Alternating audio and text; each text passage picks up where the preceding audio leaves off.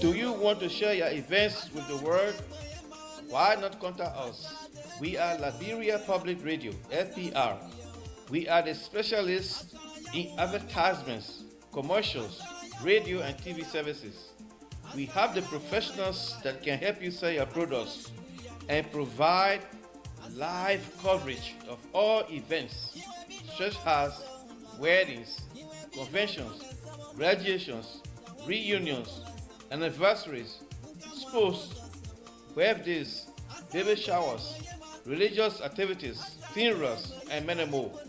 Take your phone right now and call any of the following numbers: 682-433-8802, 267-648-6089, 484-786-3337, or 916-533-2048. Our customer service representatives are waiting to take your calls and give you the needed assistance. It is LPR, the home of excellent media services, and your friends in business.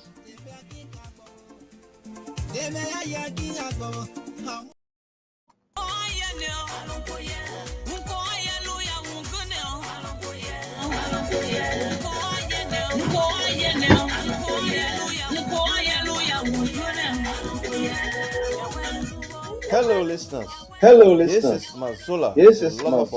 The Lover Boy. I'd like to invite you to this exciting program. It is called Dancing for Jesus. It is intended to play beautiful inspirational music to help you turn your life to God. Join me on every Sunday from 12 noon to 2 p.m. Eastern Standard Time. This is our way of showing appreciation to God for the good things He has done for us and continue to do. Don't miss this opportunity. Join Mazola Giza every Sunday from 12 to 2 p.m.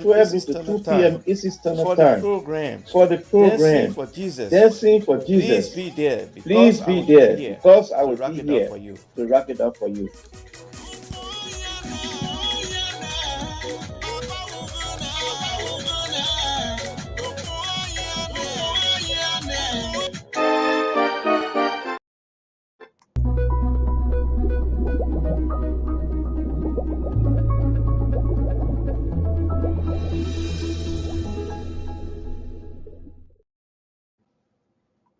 Good evening.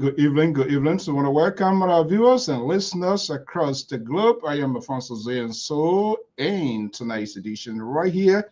Beautiful Mother evening here from the East Coast. Welcome to the show. If you are just joining us, by the way, you can also follow us via the Facebook and our YouTube channel. You can subscribe, like, share. We want to welcome Moses Momolu is here. Cecilia is in the house.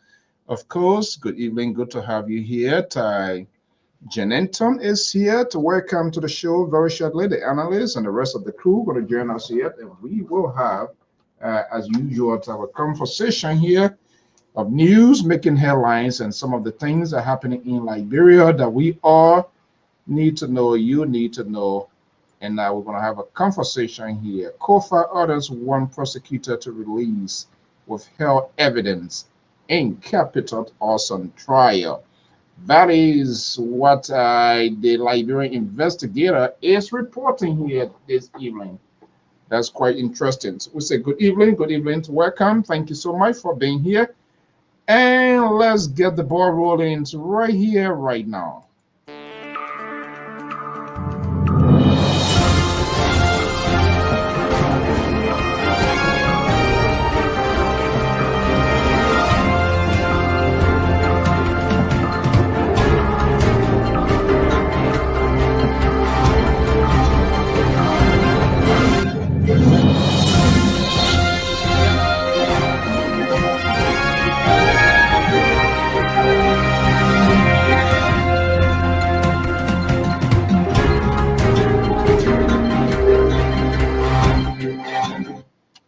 Good evening to want to welcome our viewers and listeners across the globe. Thank you so much for joining us here this evening as usual. I am Alfonso Zia, so let me just do a little bit of housekeeping here. I won't be here till Wednesday. The Liberal Progressive going to fill in. So I'm here this evening. And the reason I'm here is because he's unable to get something going here tonight. So he asked me to fill in the gap, which of course I'm going to do is as usual. So this is all things considered here this evening. They're going to be here. So we're going to have a conversation here. And if you notice on the screen here, there's a new hotline number for the Liberia Public Radio in order to participate into our programs. That's the number. You can call in Lpr-Tv on air. The number is 781-363-5939. That's the new number. And I know it's going to take time for folks to get used to it, but that's the number. Sometimes it's required to make things, to change things. We say thank you so much. If this is your first time joining us, we say you are wholeheartedly welcome. You are on the official news outlet of the Liberia Public Radio and Lpr-Tv. I am Alfonso Zia, so this beautiful Monday evening to broadcasting from the East Coast, from the ocean state of Rhode Island. That's the New England Bureau Desk of this network. We say thank you so much for your time. And Eddie is here. Good evening, good afternoon, Eddie, depending on your location. And so sometimes you guys can just tell her exactly what you are picking up from. Then, of course, we will also be able to do it. Jamaica, Art Mackey, watching from Jamaica. Wow, good evening. Good evening. Thank you so much for joining us. If this is the first time, we'll say thank you so much. We always like to get a feedback in our reception. If it is clear, if there's something that we need to do, even our presentation, feel free to express it. You can tweet it. You can send out an inbox as well as to how to enhance quality broadcasting on this network. Entertainment is more or less minimum because there are a lot to do, a lot going on. So entertainment is not one of our primary objective here. However, don't get me wrong, entertainment is a component of information as well. So we do that, we share jokes, we crack jokes, we have some little crazy little time here and there.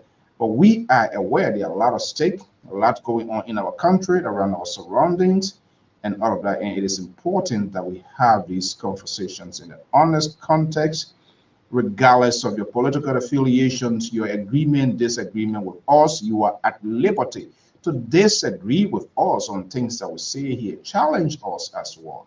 In as much we hold others accountable, we ourselves may be held accountable for things that we do, things that we say, and how we go about to say it. So that is very, very much. I am listening to you from Jamaica. Okay, well, thank you so much for joining us here and just share the news out there of who we are at LPR. Is a Liberia-based online network, fully registered institution, both local and federal, fully accredited media institution, and not just only in the USA, in Liberia. You can also follow us on our YouTube channel. There's an official website, www.liberiapublicradio.com. There where you're going to see some news, both local and international news. Part of that, we intend not to leave no one behind in sharing news and in making news. So that we strongly have a conviction that everybody needs to know what is happening in and out of the country. Then very shortly, the analysts are going to be here and want to have a conversation. Thank you so much for joining us here. Again, just do us a favor, hit the share icon and invite someone to accompany. Tell them LPR is here and you listen to some of the commercial. If you're in the USA, if you're in Liberia, even if you want to fly me in Jamaica to cover an event, a memorable event, let us know. Nothing is so much big. If there's no way we can find it, nothing is much impossible for us. So if you are here, conventions, graduations, weddings, anniversary, different forms of events, memorable events. We have the capacity to showcase, to tell your story, your narrative. Let's allow the professionals to do it. You are in Philly, let us know. And I'm part of USA. You in Liberia, let us know. We are unlimited. We can reach anywhere to get your day going, to tell your story and bring it out to the rest of the world. Let's take this quick commercial break, and I will be right back. From the West African nation of Côte d'Ivoire, Liberia Public Radio and Television present Business Diary. This program focuses on activities of business institutions and individuals in society. I'm Jeremiah CEO of Nation Bank.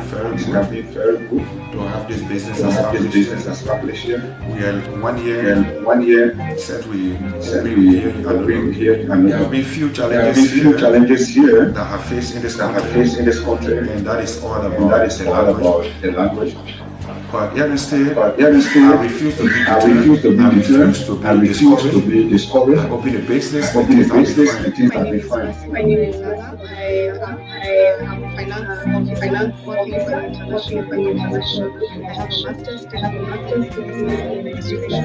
So today I'd like to take the opportunity to talk to you about the COVID pandemic and how it has affected the business sector. For me, I'm working in an organization, an international. Don't miss out. Be my guest. It's coming soon on Liberia Public Radio and Television.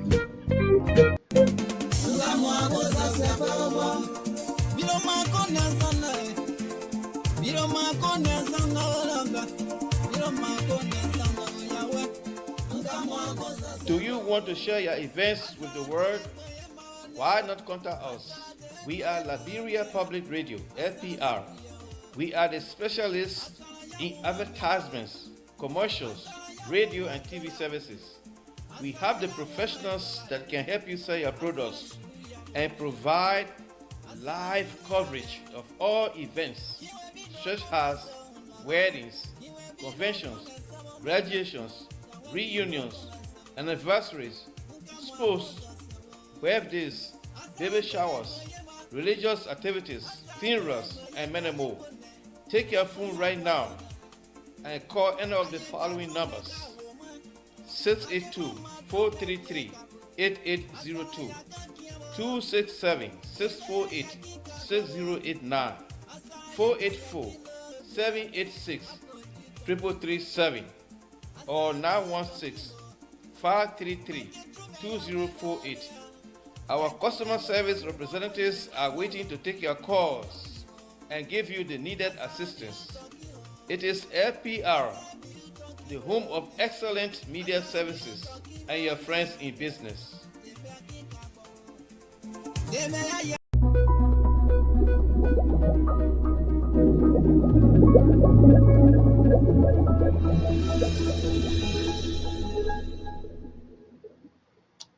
There you have it. Let me just get my microphone on here.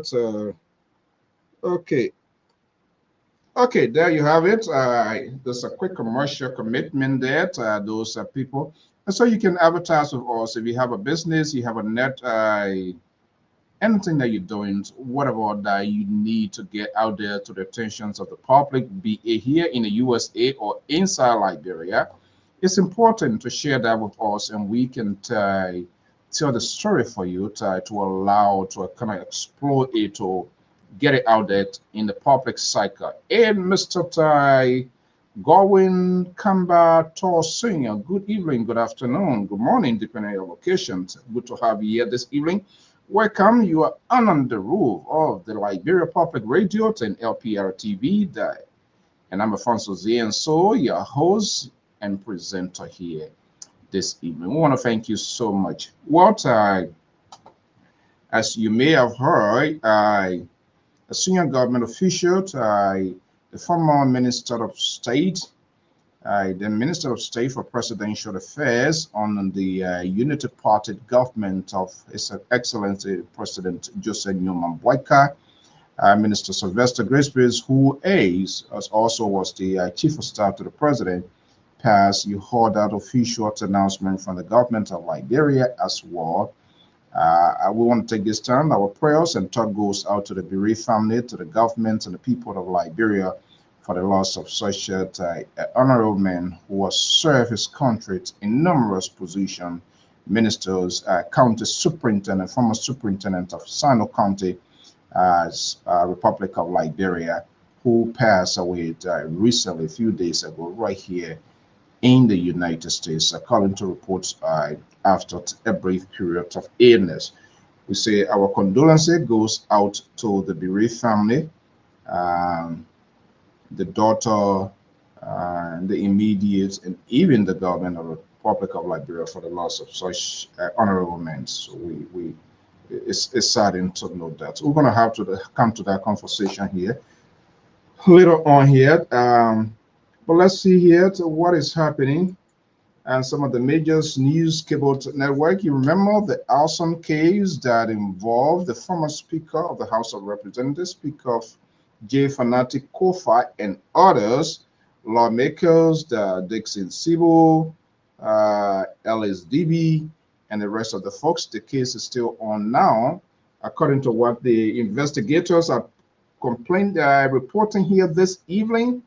And Kofa is calling on the government to release the withheld evidence. And that's how it's supposed to be. When you accuse people of doing something, prosecute them of the wrongdoing. Don't hold on to it, because this is serious. Well, the liberal progressive of the Liberia Public Radio is here joining me outside of his main studio. He's on a nice fun time moving around, going as far as Ohio area. When they're having the exhibition of, I want to call the names of those things later on. He has traveled from Sacramento, California. What is he doing there? What took him there? What really going on? Maybe we need to ask him. Okay, let me just bring in the liberal progressive of the Liberia Public Radio, Something Blocko Bronto. Well, are you in Total or where are you? Your mic is muted. Good evening, Mr. So. Good evening. The reason why my background is like that, because I'm in a conservative state and they like to harmonize people's electricity. And so because of that, we are having these kinds of, this is a conservative state. This is not a liberal state. This is why we're having this thing. You probably will call somebody there, they will kick you, they will kick you out. You're in your city and you're trying to smash them like that, bash them like that. It's easy. I just want to call somebody and say, hey, there's a guy there who running his lab and say you guys are harmonizing his current, his electricity, and that's why he's in darkness. So we'll see. Anyway, Libra, good evening, welcome. Thank you, Mr. So we're here for, Ohio, specifically Canton is the second home. This is where my mom and my dad was buried. This is where we got our college education and all that kind of good stuff. So this is second home. I have about 11 brothers and sisters, all stationed on this side. I have nieces, nephew all over the Ohio belt here, Ohio Valley. So this is second home. So we're here for family issue, talk to brothers and sisters. And we're happy. Things are going well. Thank you very much. Okay, we'll say hi to the rest of the family that going to Ohio. Yeah, now your family, they don't want to listen to you. They don't want to listen to you. They're not your family. Why are you telling them hi for them? They don't know you. They don't want to be your family. I'm the only one who allowed to go from one family to another, not you.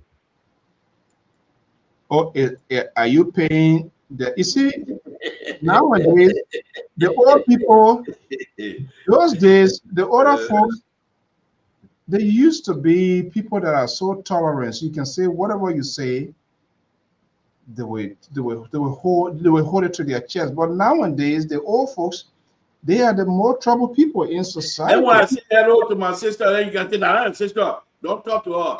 Now you got in my bookie tribe. You see, old men like you're trying to, instead of you kind of for it to be like a learning ground for me, you paying there because I say it, so you saying it back. That's what most is like. All right, whatever it is. Hey, Ty, Don Pickens, good evening. Welcome, Helenans. Good to have you here. If this is your first time, we say you are wholeheartedly welcome. This is the Liberia Public Radio, and I'm your host, Alfonso Zaya. So right here from the East Coast, from the ocean state of Rhode Island. That's where I'm at, broadcasting this evening here. Liberal, how are things? Yes, so far so good. We also want to express our sympathy to the government of Liberia and the people of Liberia, and specifically to the family members of Gregory. But they think about it is that I don't understand Liberians, but this is a grieving time, and we will discuss the issue later on. But why are we now, Liberians, why are we now all up in arms, trying to sympathize? And when we bash this man from day one, we started bashing him all the way. And now, but we will discuss that, Mr. Soba. For now, the family are in grieving situation. The Republic of Liberia, the president, that's the president's closest friend.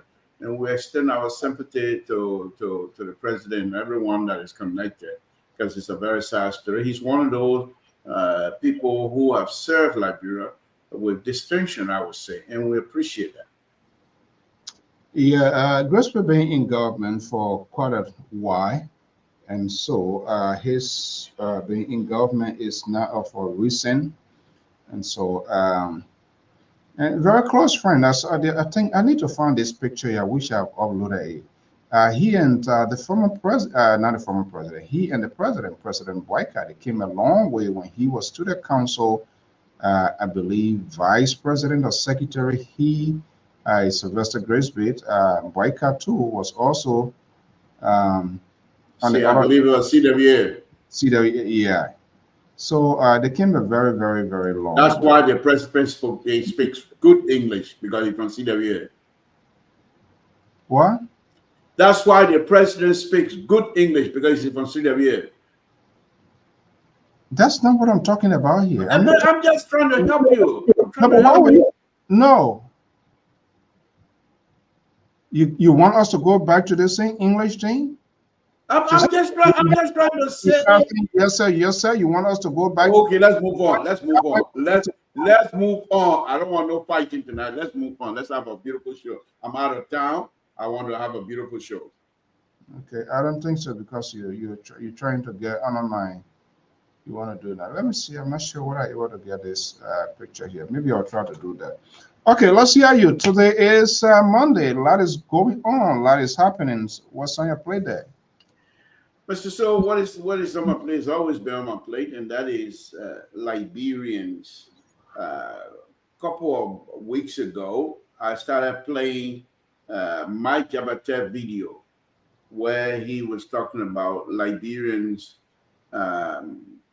those who do not have things will always ask those who they believe to have. And then yesterday, I believe it was this statement from Senator Dylan Delight, who perhaps himself. Yes, sir. This guy light for what? Mr. So Delight, as my opinion. But he himself, it seemed to me that he's facilitating the process of dimming this light, which is the hope of the people. And I think these are things that would give CDC, the flunky political party, when Dylan and them make these kinds of statements, they give the flunky political party, they give them legs to stand on. These guys have no legs, but you're making CDC to believe that they can come back, and they are unable. They will not come back because of their behavior. But when Senator Dillon's come out and make statement like he made it last time or yesterday, it's ridiculous. These are things that people have been saying. The way you're supposed to, you as a lawmaker specifically, you are in a position to effect changes that will positively affect the lives of Liberians, and they will not come to your doorstep. but you make changes only to benefit you and your colleagues, and then you expect the Liberians to sit tight. They're hungry. They will come to you. But if you put in place something, for example, one of the money-making process in that country is the infrastructure of the country. Because when you have that, the people building the roads from one county to another, the people, if you truly implement the process, the money will sift into the country. But if you give $1 million, $2 million, $3 million, $4 million, $5 million contract, $300 million contract to foreigners, they will take the money and take it back. And this is the thing we have, because many of them, they're only in it for their own interest. They like the kickback. And this is what we have. You get kickback, the people take the money from your country, your people are suffering. You have to make rules, make laws that will benefit your people. What have Senator Dillon put forward so far that perhaps he can point to? One time here you were flying, I don't call it, some kind of fly, you were flying, he said that some kind of fly you were flying. And when they turn out, now they kind of fly, you are flying. Something. I don't want to go into detail here because they are very painful. But Mr. Sood, we have to be truthful. We have to be truthful. You can't come now and say our people are begging. When you have the honey in your hand, you're supposed to make sure that everyone have the piece of that honey to lick. But then you cover everything up with plastic bag and what have you, and you expect for the people not to come beg you for honey. That's unacceptable. You see how you guys struggling now? That's your own creation. That's your own creation. Your own alligators, your race, those are the alligators are getting to you people. You're finding it very difficult. You're struggling this evening now. There's no way that you can find no excuse. And probably, I will say this, which you will not like. That's what happened when you have the father who says he's going to dance with the devil to get him where he's going to be. So all of the children going to be, they will be a devilish people. And so that's what we get. So why are you surprised? Why are you not calling him light? The boldness that you had before you are calling him, why are you still not convinced to call him light? When some of us from the onset, knowing who this character is and things that he was doing. Mr. So give me a chance. Go ahead. Make your point. I'm talking here. I didn't make your point. I will contain myself, and I will respond to you positively. Make your point. Here you are now, this Friday, beautiful Monday evening, first working day of the week. It's embarrassing, very, very much embarrassing, and not just only to you, but to the audience, for you to come here to start crying, to start. Okay, let me. I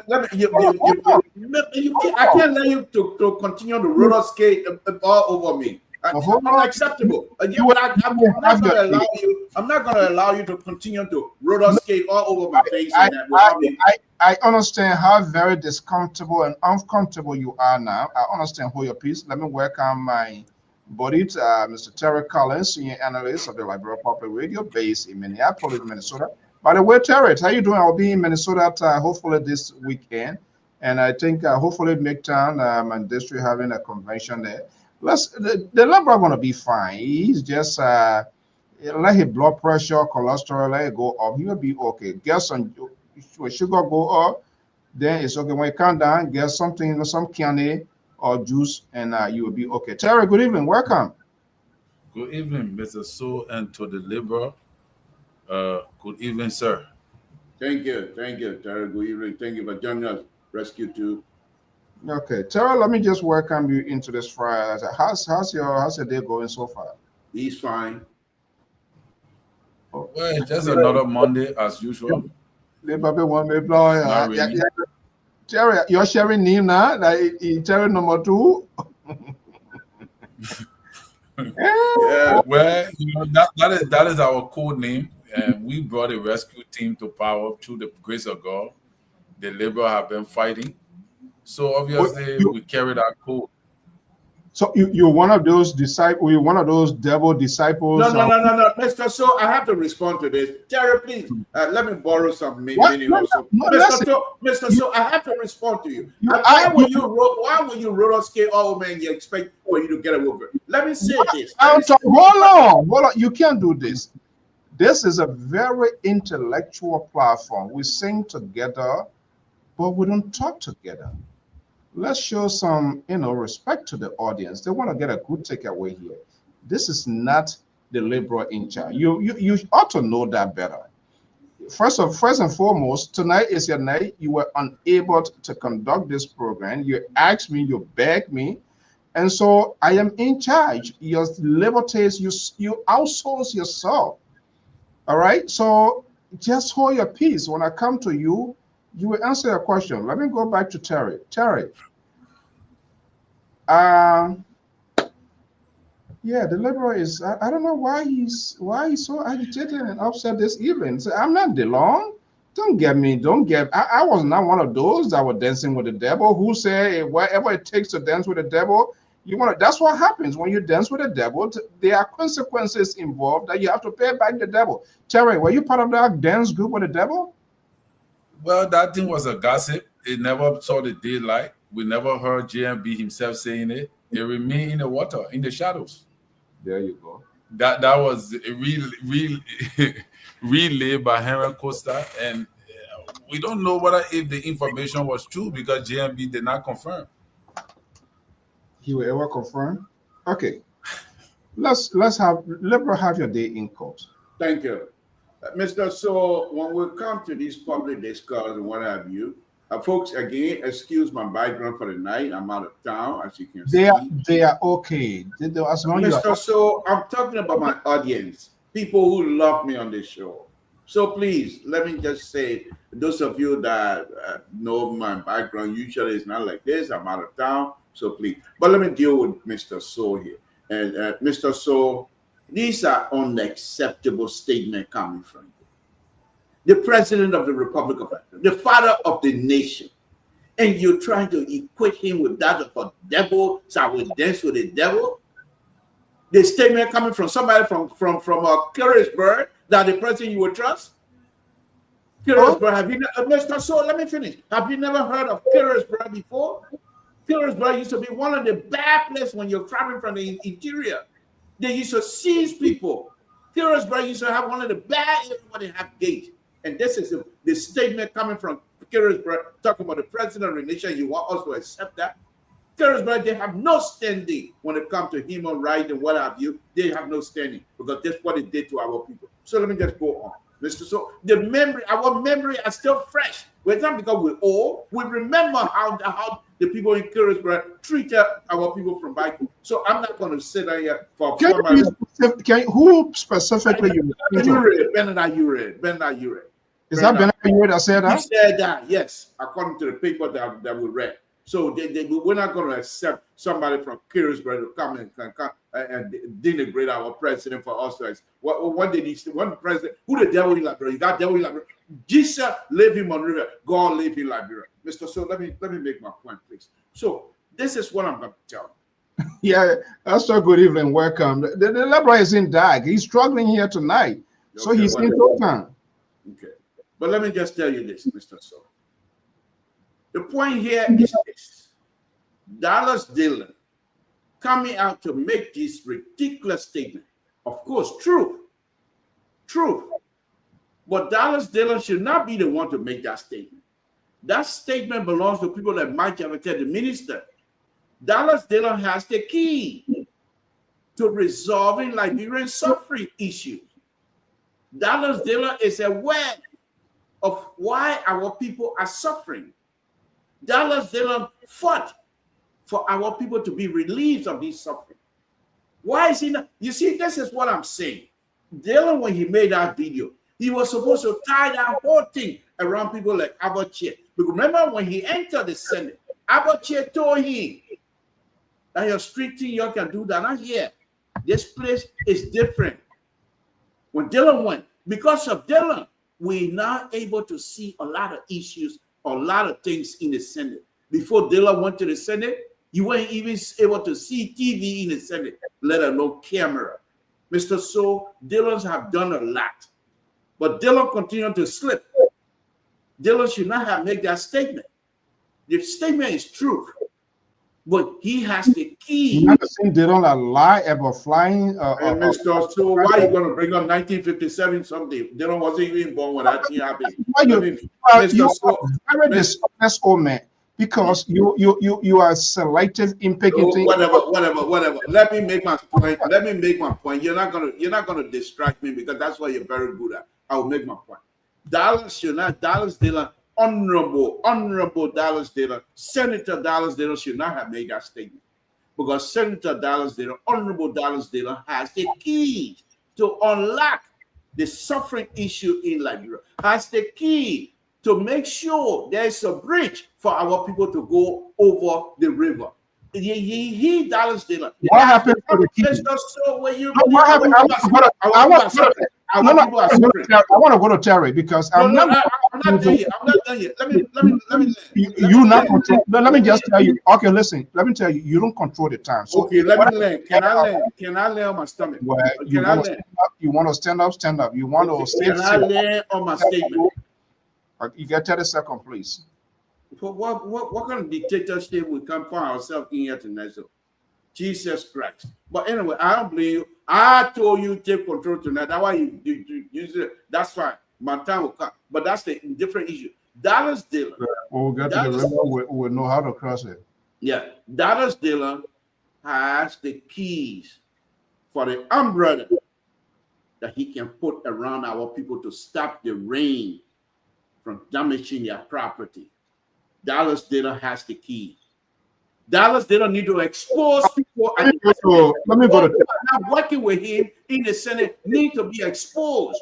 Don't hang up like that. If you're going to make a statement, say because of X, Y, and Z, we are unable to achieve what we thought we were going to achieve. Thank you so much. Look, Terry, if you would not condemn this guy, denounce this liberal this evening, then I will find it very difficult where you will ever denounce it. This guy is struggling. He's fumbling here this evening. And here comes Clarence Davis, one of the cheering squad of the liberal. You know, this is so sad. Let me ask you, Darrow still has a key? Well, these things are coming out of the mouth of this senator here. When some of all, you know, you were saying something. Yeah, I said when some of us start raising this concern with this so-called rehabilitations, another scam, another way of suppressing, keeping people down, when he has the ability, he not cheer on the executive. He should be in good rapport with the president. He should be the one to push the agenda to get things done. But these guys, all they do is they do it for themselves to build their wealth. When there should be, there's a National Rehabilitation Commission. When you get Lpr-Tv addressing different, human services. When they have some other non-for-profit organization, guess what? You in Minnesota there, which one of your senators, sitting senator that say, oh, he's operating a rehabilitation center. He came here, I don't know whether you made a donation or liberal, they gave them a lot of bare box mattresses, shipped them to Liberia there, and it just thing they give people food, you eat, you come back. That's a treatment. It's not a treatment. The road to recovery from people with addictions is very costly, it's very huge. It must be government-funded program, United Nations, big organization, because there's a long term to recovery. You need to have all of the professionals there, the psychiatry, the counselors, and all the people to talk to them. It's not just about people go out, your cook, pepper soup, gravy, palm butter, jollof rice from week 1 to week 2, jollof rice, and give it to the people and eat, and then they go back, they go get high, they go smoke.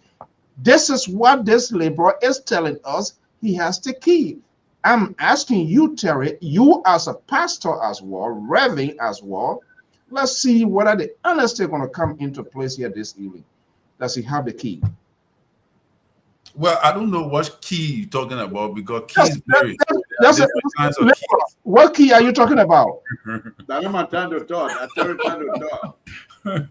Because there are different kind of key, you know. but yeah, you know. Guys, this is just. But to be honest with you, yeah, is that 200 persons Dillon is rehabilitating is not even a drop in the bucket. All right, I think he can do more than that by influencing the leadership above. He and Yomli are very close. She's the pro temp. You know, I think, in my opinion, they're doing little than what they're supposed to be doing based upon the amount of money they're making. Are you disassociating the liberal comments to what you listen to? Not really. I believe everybody has their opinion to the matter. I'm not going to, I'm not going to fight against liberal opinion, but wow. I think, in my opinion, right, I think he can do more. I think he should do more. I think his statement today was unprofessional, even though it was truthful. The statement, I think, is almost like what is the truth? What is the truth? You what you doing here? What you guys are doing here tonight is another version to edify the wrongs of Darius Dillon. No, I'm not edifying the guy. Liberal. I mean, Mr. No, I'm not liberal. Please, I don't want to be liberal. Where I had problem with Darius Dillon was when he persuaded the people in 2020, when he became 2019, when he became senator, when he persuaded people against the referendum that the former president brought up to reduce the tenure of senators and presidents.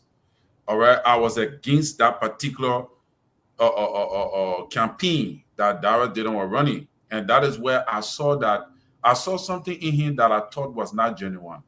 So, in my opinion, he have done some things, but I think the way he came to the Senate on the mantra of revolutionizing the Senate, I don't think he have even lived any weight in doing that or to achieving that. So the aspect of he complaining that people begging him and people do it, this is a normal Liberian tendency. I don't think it was professional enough to bring it to the radio. I don't think it was professional enough to bring it on television. I think that was a misstep, and it could hurt him badly politically. But that his program that he carried on there, to me, is a political program. That program is just to gain political sentiment for him to get reelected. But he can do more, given the fact that he's now in the driver's seat. And yesterday he was in the seat where he was denigrating the former government, that the economy is in the toilet. So my first question will be to him, if I have the opportunity to ask him any question, will be, where is the economy now? What a good question. This guy, the liberal, would never have the guts to ask to sort of... Mr. So. 1 second. You can't interrupt me. Okay? You are not in charge of this program. I am not going to accept that. Wait on your turn. When I call you, I'm just calling your name, calling your attention on things that you can do, you cannot do. Okay? Yeah, but when you're calling your name does not mean you should insert yourself into the conversation. Okay? I'm the board chair. Okay, well, let's see. What are you, the board chair? What are you? But I still do think that he have done more than many other senators in the House. Because of him, we're able to see. Because of him, we are able to see some of the happening in the House. Let's give him some credit. The people refused to let the light in.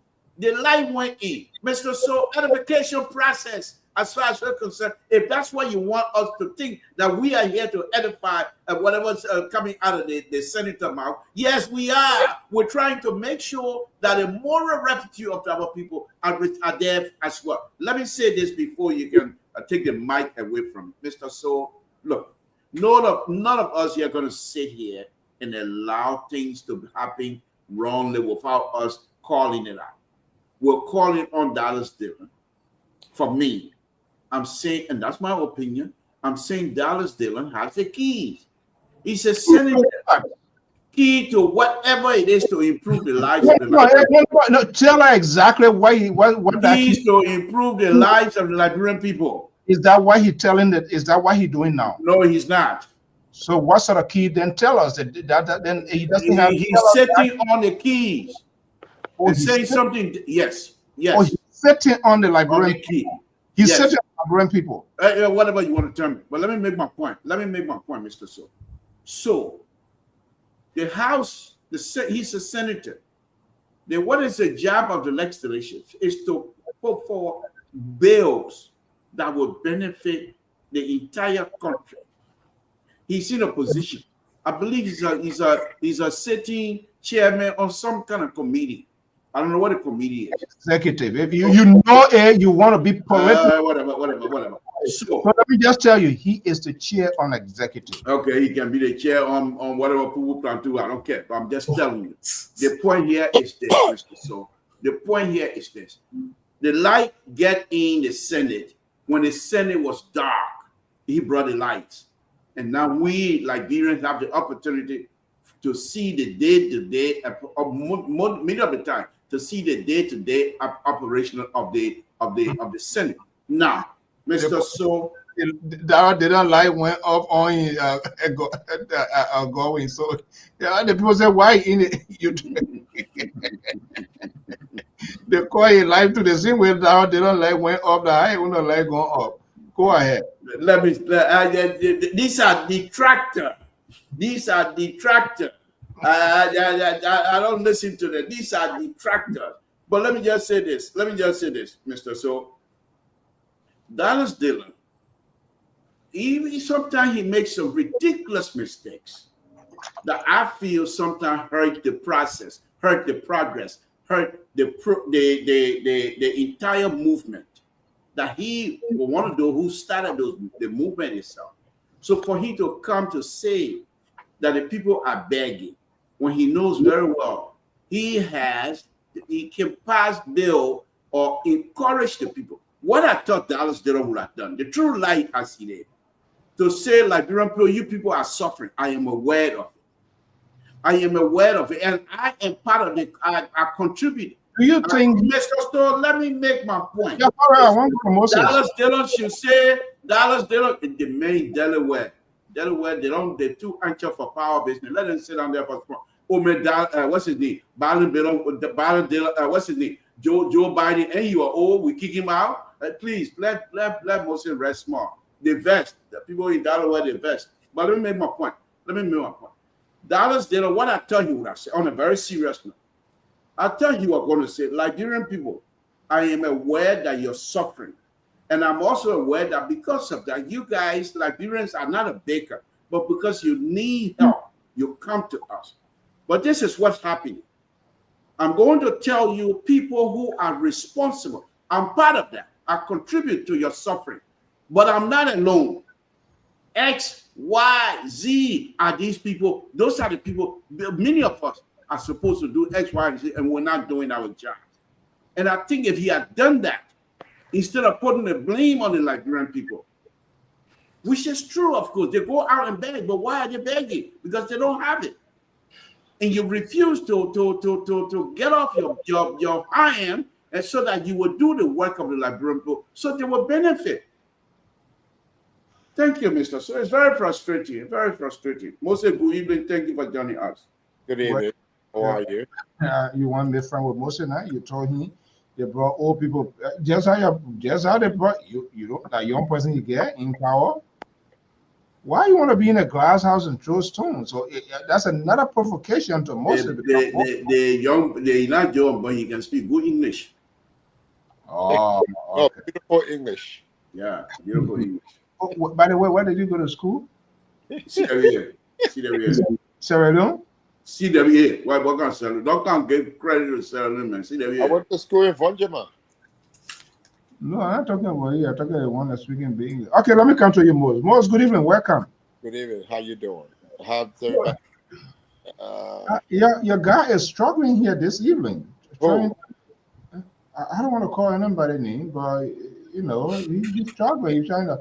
You're struggling, trying to defend something. That why the Chinese light went off on him. You see, he in the dark. Oh, in the dark.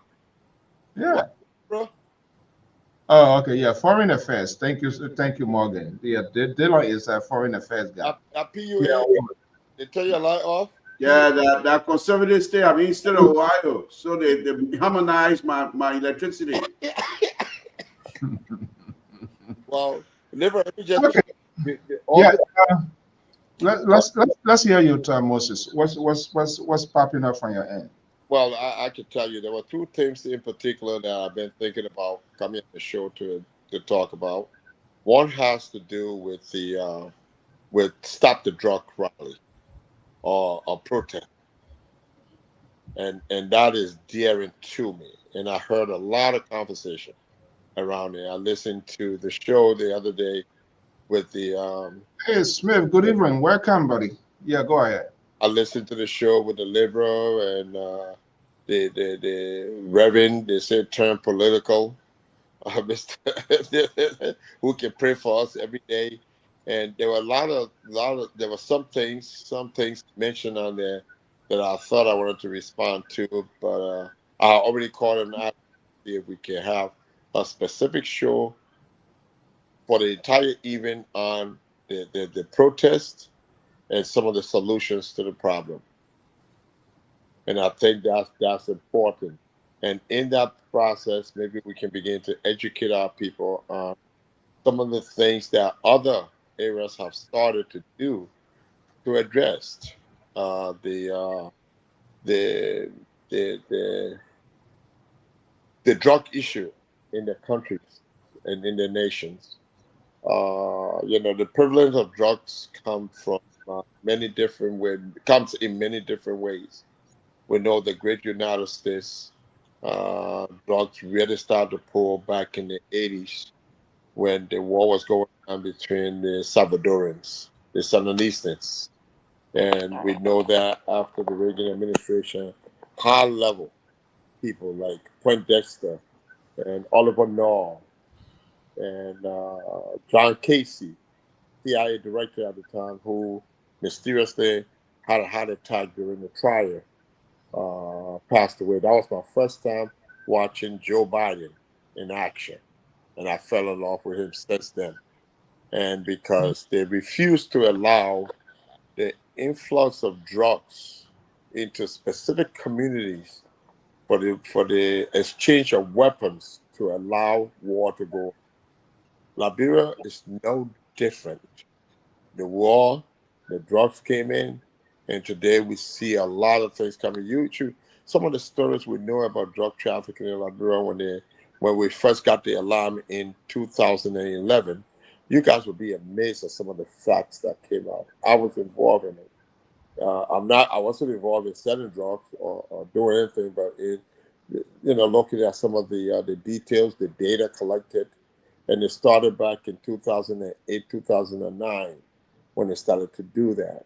And by 2011, the United Nations came up with the problem, and then with the whole report, and the U.S. Drug Enforcement Agency here, the FBI, put Liberia as the number one because Colombians will go. Do you guys know Colombians were arrested in Liberia around that time? So when we're talking about the drugs issue, it's deeper than we think. And people getting on the street and say they're protesting and telling the leadership to stop drugs, it takes everyone. The community, law enforcement, the legislators, the judiciary, and some of the things that people did here specifically in the 90s were create drug court. Every state has a drug court now, where all the cases on drugs had to go through that court system. And they were educated about how to prosecute, who to prosecute, the sentencing. And we know that before Barack came into office, people who were caught with crack cocaine were receiving 20 times more the sentence for people caught with powder cocaine. So, okay, you see, it's good. That's why I said we need to do a whole show on this. I mean, yeah, there are other things that simultaneously. Simultaneously, we will do it gradually, bit in pieces. Yeah. But it's good you guys saying this. That what happens, sometimes when people say, and then people think that people against people or do not like. There's no any person that we or she doesn't want his or her government to succeed. When you do things hastily to meet the demand, the desire of people, or for people to say that you're doing something, that's what happens. Overzealous. Overzealous. You got to be strategic. You want to get results in whatever you're doing. But you have like people when they listen to folks like the liberals and his ally on this network, then they jump and want to get something done because they know somebody next they're going to come and take a bullhorn and start blowing the trumpet of we're doing this. At least we did well. I don't care for that. No, I don't care for that. We have long past the attitude of they were. When an experienced person is in power, when an experienced person holds state power, your actions, your decision, they must commensurate with who you are. Let me just support you in that remark you just made. Studies have shown that people who want to make effect happen, they create pilot programs and they go into detailed data gathering and make sure first you identify the problem. You want to know the cause of the problem. Then you want to find strategic measures to address the problem. Then after that, you want to measure. First, you do pre and post test survey to see when you implement, before you implement, after you implement, you go back and restudy. Right. You want to create an evidence-based program that can do not interrupt because you this is what you do when people Moses is because Moses said you think Jakuma here we here for tonight, Mr. No, because Moses said I want to support your statement. You're gonna let him talk? No, you want to support your statement? Jakuma here, Mr. Here? Yeah, I understand you in darkness. I know what the frustration. Exactly, and that's what Smith is saying. You see, there used to be a show a long time where I used to watch Rochester Cinema. Abu Kidi, he used to be one of the Abu Kidi show and the Abu Kidi. That's what they do. They are doing Unity Party is literally doing exactly what CDC did. Mr. So I'm coming to you. You can't do this. You can't do this. So they came, in fact, this whole drugs thing, it was the strategy, it was the core message of their campaign. What has come out of it? They carried their left shoulder, their right shoulder, they were doing drug tests. After the drug test, what was the action? How many persons got help? How many persons needed help? What did they do? We saw this protest again. After the protest, there was some beautiful speech or whatever by the president. What is lacking is the policy, the implementations of the policy aspect. That's what happened. Hold on. I'm coming. You're going to have your day. So it's just not only drugs. We'll talk about schools. They want to build what? 100 schools. Yeah, one of these schools that had a citation, they're looking for principal, they're looking for this. If you do not establish the foundation that would make it a demand, instead, you just want to post something up there because you want to entice people. They say, oh yeah, they want doing this one. If you build 200 schools now, if you don't have like an engineer, a good engineer making good money with the state of Sacramento, building roads and building bridges there, this guy left from here, he went to Liberia to mentor, to teach people. And it took me 1 year to ring bell to talk to him to go, which was great. He went. But guess what? This is the difference with they and myself.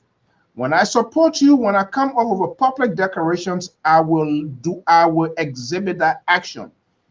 Joseph Boyka is now the president. What I you see, this is what you do, and which is very, very much disheartening.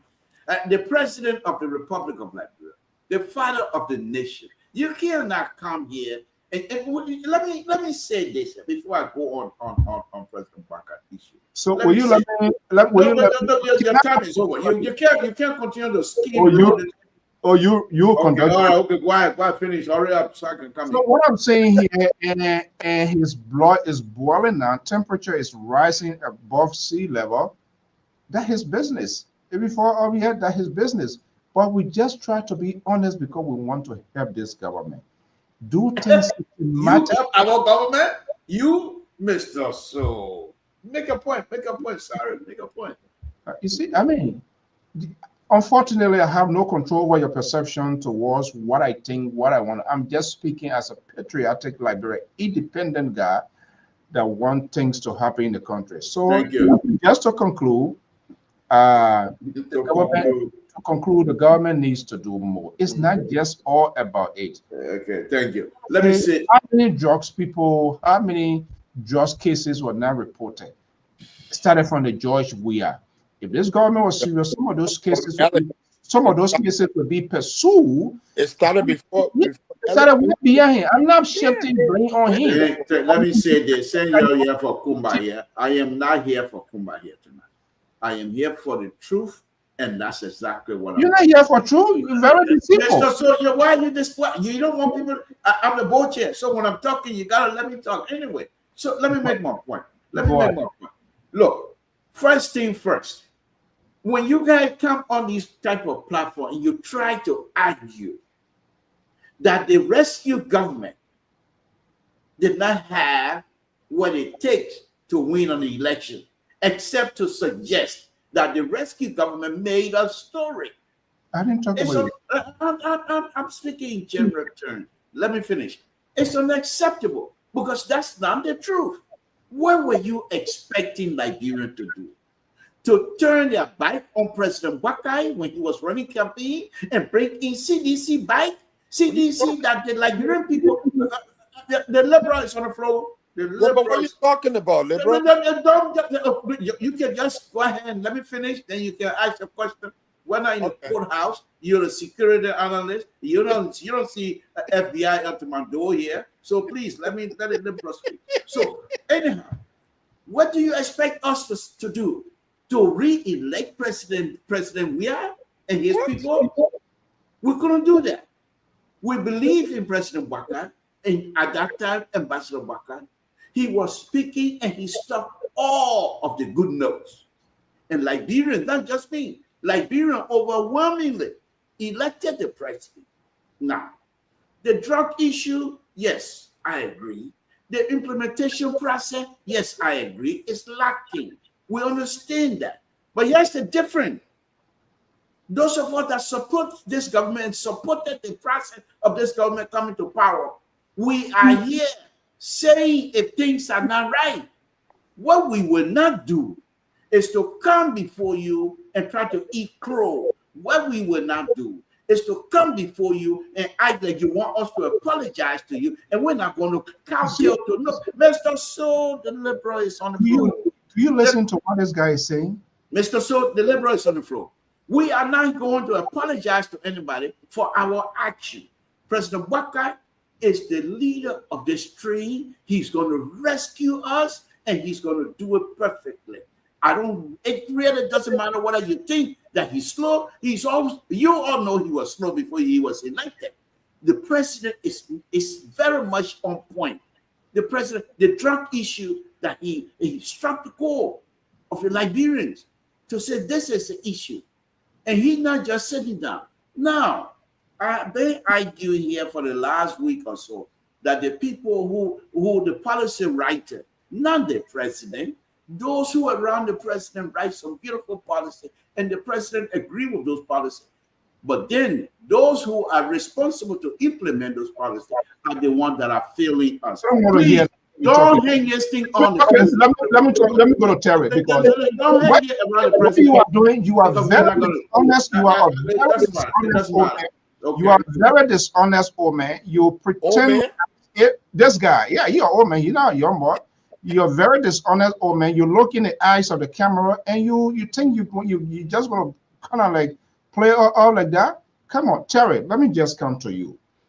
You know, when we see so now to you, 45-year-old is old man now, huh? 45? The last 15 years I've been knowing you, you've been 45. Your age can go up, it can come down. You're the only person who don't celebrate birthday. So I don't even want to be allowed to talk about here. Look, Terry, you know, and you are part of this whole thing because you sit here and you allow the Liberal to carry on with this sort of red meat kitchen sink soundbite, and then you come out to tell us here, well, I can't disassociate that his opinion, that his date. You know, are you on board with these things that are coming out of the Liberal? Well, Mr. So, Liberal speaks from his point of view. Liberal have been pushing the agenda of the president, and Liberal is bold. In fact, Liberal is more bold than me on the network when it comes to shooting shot at the government and the president entourage. But here is my point here. All right, here is my point here. You see, in Liberia, we have a kind of mentality that is very awkward. And I see people writing here. We tend to turn the blind eye on other people who we know that are not correct.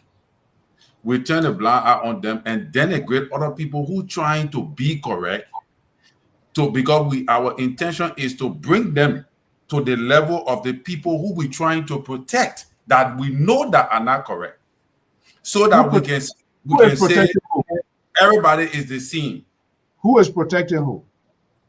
Oh, the issue of Dillon now, right?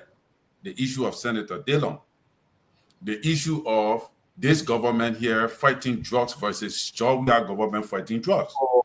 We are anticipating that this government is going to lift up all the drugs in the country within 2 years. It's not possible. Nowhere in the world is going to be possible. Nobody said that, Terry. But what we need to understand is that this government is making gains in those areas of fighting drugs over the past 1.5 years as compared to the previous government. But these guys on here will not give that credit, because as far as they are concerned, and they will not denigrate Georgia government for the 100 and some $1 million drugs that were found in the country. They're not going to talk about that. As far as they are concerned, Rescue have taken over.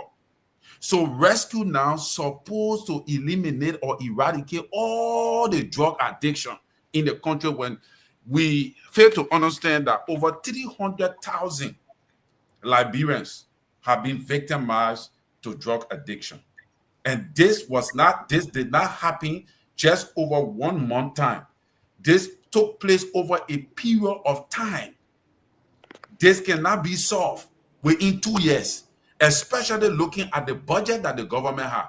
Mr. Sigmund brought some beautiful analysis, but he spoke from America, unfortunately.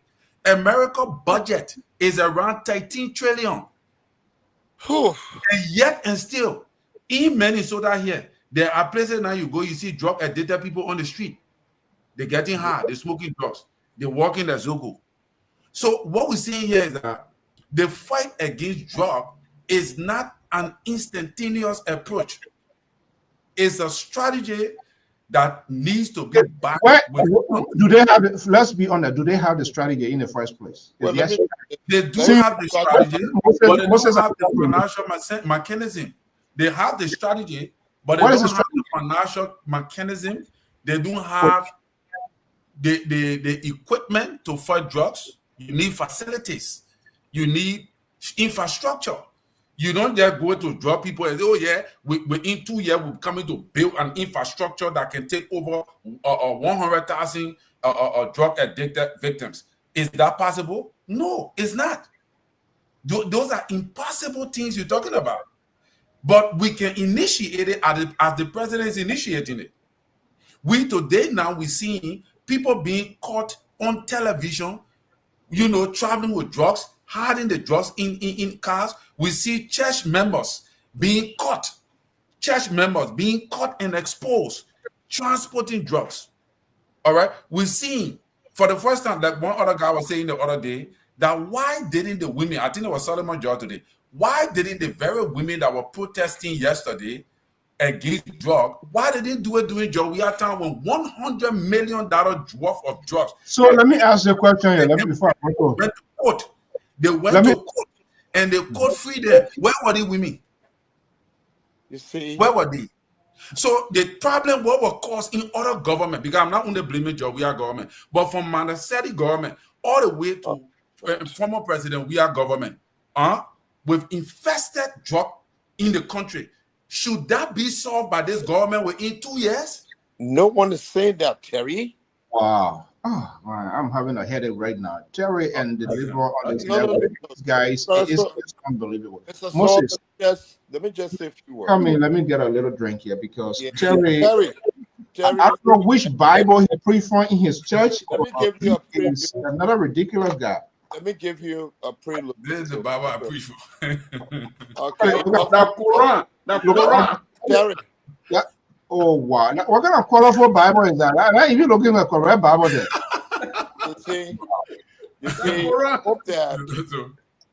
I hope one of the things that we can do, and let me tell the Liberal tonight, that when Joe Buckeye decided to run, you think you supported him? If you talk to the old man Buckeye today, he has my number, direct contact, and I have his. I was one of the strongest supporters for Joe Buckeye, for his excellency. I don't say that easily. I believe in love. I know it. I believe his credos that said love Liberia, think Liberia, and rebuild. I never supported your unity party. I supported the individual because of his vision. And to this date, my support for Joe Buckeye is at a total different level. That's why when I come here, I do research and I speak on issues that I think the government can take to make a difference. I'm not comparing the United States to Liberia. We're not there. If you check in your chat room, I posted some pictures of drug addicts in other places compared to Liberia. It's in the chat room. I put both pictures there to tell you that this drug issue is a worldwide crisis. It's not just restricted to Liberia. So for anyone here to think that this can be taken care of in a short period of time or in the next 10 years, it's totally far-fetched to think that. What I was trying to say is that there's processes that you put in to start collecting data to create an evidence-based program that works, and you do it community by community, cluster by cluster. And we've done that. I've worked in the area, and we've done that, and it was really effective. Some of us got the mechanism to do it, and we can adopt some of those practices, even with the culture of Liberia, with the kind of funding they have there. We can do it. Let me let you guys know one thing. I was part of the Youth Crime Watch of America. The Excellency, His Excellency, was the first highest official in Liberia to be a part of the Youth Crime Watch of Liberia. He has a plaque in his office today. He was honored in the United States for standing with those young people, the Youth Crime Watch of Liberia, when Zoe Taylor, no relationship to Charles Taylor, was the executive director. He got nominated by us, and he got a prestigious award from the United States. That's what I'm talking about. He stood ground and supported the Youth Crime Watch of Liberia. That's there. If you go to his office, you'll see the plaque. That's what I'm referring to. He's done it before. And I believe he can do it again. Now that he's on the top level, Ellen, when Ellen was traveling, didn't they catch one of her bodyguards bringing drugs in Liberia on the plane in a suitcase? We're not saying that the people don't have right to demonstrate What I'm saying is that it's going to take the involvement of everybody, the churches, the community. It has to be a holistic approach. Moses, But the strategy, that is same song we singing. I beg you, my brother. I beg you. Yeah, but all I have, both you talking that the same song we all singing. But that's what I'm trying to tell you when you try to tell me. Who are you singing the same song? Not me. That's why I'm trying. That's what you try to tell us that we against the administration. We're not. We're trying to help the administration navigate in the right direction so that they speak Liberian English. Don't speak Syrian on it. Speak Liberian English so people can hear you. We want to help our people. People. Anything we do that is successful in that country is helping our people. It's not helping the president. And that's what we will continue to do. We're not going to do it with a blind eye to everything. We have the resources in Liberia that we are suggesting to you, when you make these beautiful, beautiful suggestions, also in line, praise the president that he is doing some wonderful job for even allowing these things to happen. Listen, Libra. The fact of the matter is that in Liberia, everybody want to be praised. They become overzealous. They go to the media, talk to the media before they even investigate anything. I'm not going to react that way. I'm not going to praise somebody because I want to stand up. We got to get the job done. Yeah. Everybody wants to get praised. Encourage everybody. Listen, Liberal. Everybody in Liberia want a chip on their shoulder. That's why they do things. And that's why our country keep going down. I mean, John Jensen. I know you, but you already joined. Yeah, you're joining. And I think maybe you said now in the dark today. You come and join there. You're in the dark. You not bring the thing for Liberia. And you know, somebody came. Let me just say this to you. And this is going to sound positive to you. Somebody came, and I was with them on Saturday. And the person told me, wow, Liberia was calm than the last time I was there 6-7 months ago. She said, you know what happened? People moving about and this and that. Rest of it. You know what I told her?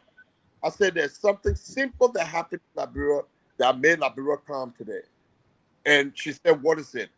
I said, when you went there, did you have electricity for 24 hours? She said, yes. I said, there's something called SEPTEC, Crime Prevention Through Environmental Design. Lighting deters people from committing crime. The more you see light in the city, the more calmer it's going to be. You know what she told me? Wow, until you said that, I never thought about it. We had light 24 hours. Just the installation of lightings has affected the crime rate. But who collecting the rates? Who collecting the data? Nobody. Okay. Those are the things we're talking about when we talk about evidence-based program. They need to start tracking those things and do more of the same thing that they're doing to kill the crime rate. And the Zocos, I hate to call people Zocos. Those are the unfortunate people. They didn't ask to be Zocos. But I'm saying here that demonstration should involve all of those people, the protest. Every one of them need to be part of stopping the drug trail in Liberia. Everybody needs to get involved. It's not one person's problem. It's not the president's problem. Everybody. Everybody needs to be involved in that. If we really want to eliminate drugs. More developed countries have tried, and they have failed over and over. Well, the president is not going to fail. No, I'm not saying he's going to fail. It's going to take everybody to be successful in that area. So let me say this here. It's not the president's business. It's everybody's business. Moses, let me say this. Why I do agree with you that every one of us going to have a hand on deck. I agree with you. However, there are those brothers and sisters from the other side that hate to see success coming to Liberia. Because they are lazy. They are lazy, and because of their laziness, they want to see chaos. Because that's the only way they try. That's the only way they keep themselves in the news. That's the only way they think they will be able to win in the election. And we are telling them This is not how this president is going to function. This president is going to win. This president is going to do well on the drugs issue that he has put forward. And because of him, the light is shining on the drug issue. However, Moses, now that I've stated it, let me say this. The president cannot go out in the street. No. Okay. Those who are responsible to carry out the policy of the president, those are the people that we need to hold accountable, because they were given a specific mandate from the father of the nation. They were given a specific mandate from the father of everyone. So are they doing their job? Let me ask you. No.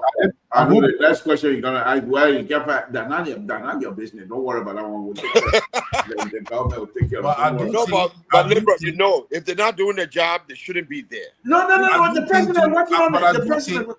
And that's all we've got. Please, rescue. I do really think, right? Like I said it last time on the show, that the president do need to mount up his effort to fighting drugs. In a sense, the budget. You see what he named Clark-Martin. Not Clark-Martin. What the guy from the ombudsman? The ombudsman said that when the people don't have the tools to work with, that means that it's unlawful. It's unlawful when you don't give you get a man employment, but you don't give him the tools to work with. So if you have a low budget on the drugs era, like what I'm seeing, it shows that you will not have much effect in the impact of drugs. So I think the president needs to step up the budget a little bit more on the stuff on the drug issue, because if it will cost for them and those in the house, and that is where Dara did, and then all these people coming, those in the house, to start cutting the fat benefits so that some of this money can go to the fight of drugs, then it will make sense. But when people say that this government is not fighting drugs, that is where I have a problem. That's not what I'm saying. Let me ask you a question. That's the argument here. Let me just you and Liberal funny, you're having different interpretation to what we are saying, because we're not pre-thinking. So it means we are anti to the government. That's not our point. That's not our argument. So let me ask one simple question. Well, so you know me, I don't like praising people too much. Let me ask one simple question. Let me ask one simple question. You're talking about budget. How much money is being raised in our country to deal with the drug issue or other issues? Look at the government budget, the overall budget. Where do you think the funding is coming from for that? That's why it's going to take everybody. Where the proposed budget come from? It comes from the central government. That's from the executive before it goes. The president is working on it. The president is working on it. And how much taxes are people paying? You see, those are things that you need to look at when you talk about the budget thing. So Moses, let me answer your question. Here's the thing. The president is putting together. Wait, Liberal. When in fact we know that people doing diddy-bad thing in the corner, with companies coming over there, the companies come, they're supposed to pay back to the government and don't pay, then somebody take the money, put it in their pocket. Time immemorial. Mr. Timber, you heard Sir Joseph. We're not saying Sir Joseph told us exactly. Sir Joseph told us exactly why the drugs issue was so difficult for CDC to approve. And these are the people that want to come and make big mouth here. So they accept it. Let me hold on, Moses. Sir Joseph told us a company will try to invest $500 million in the country, and the CDC-led government will say, if you want to, Mr. So, let me make my point. And Sir Joseph said the CDC government would say, you want to invest for our people to get jobs, so they will stay out of trouble. But in order for you to do that, you will get up $10 million. These are people you want to bring back to the government, Mr. So. These are the people that we should sit down and say, no, Mr.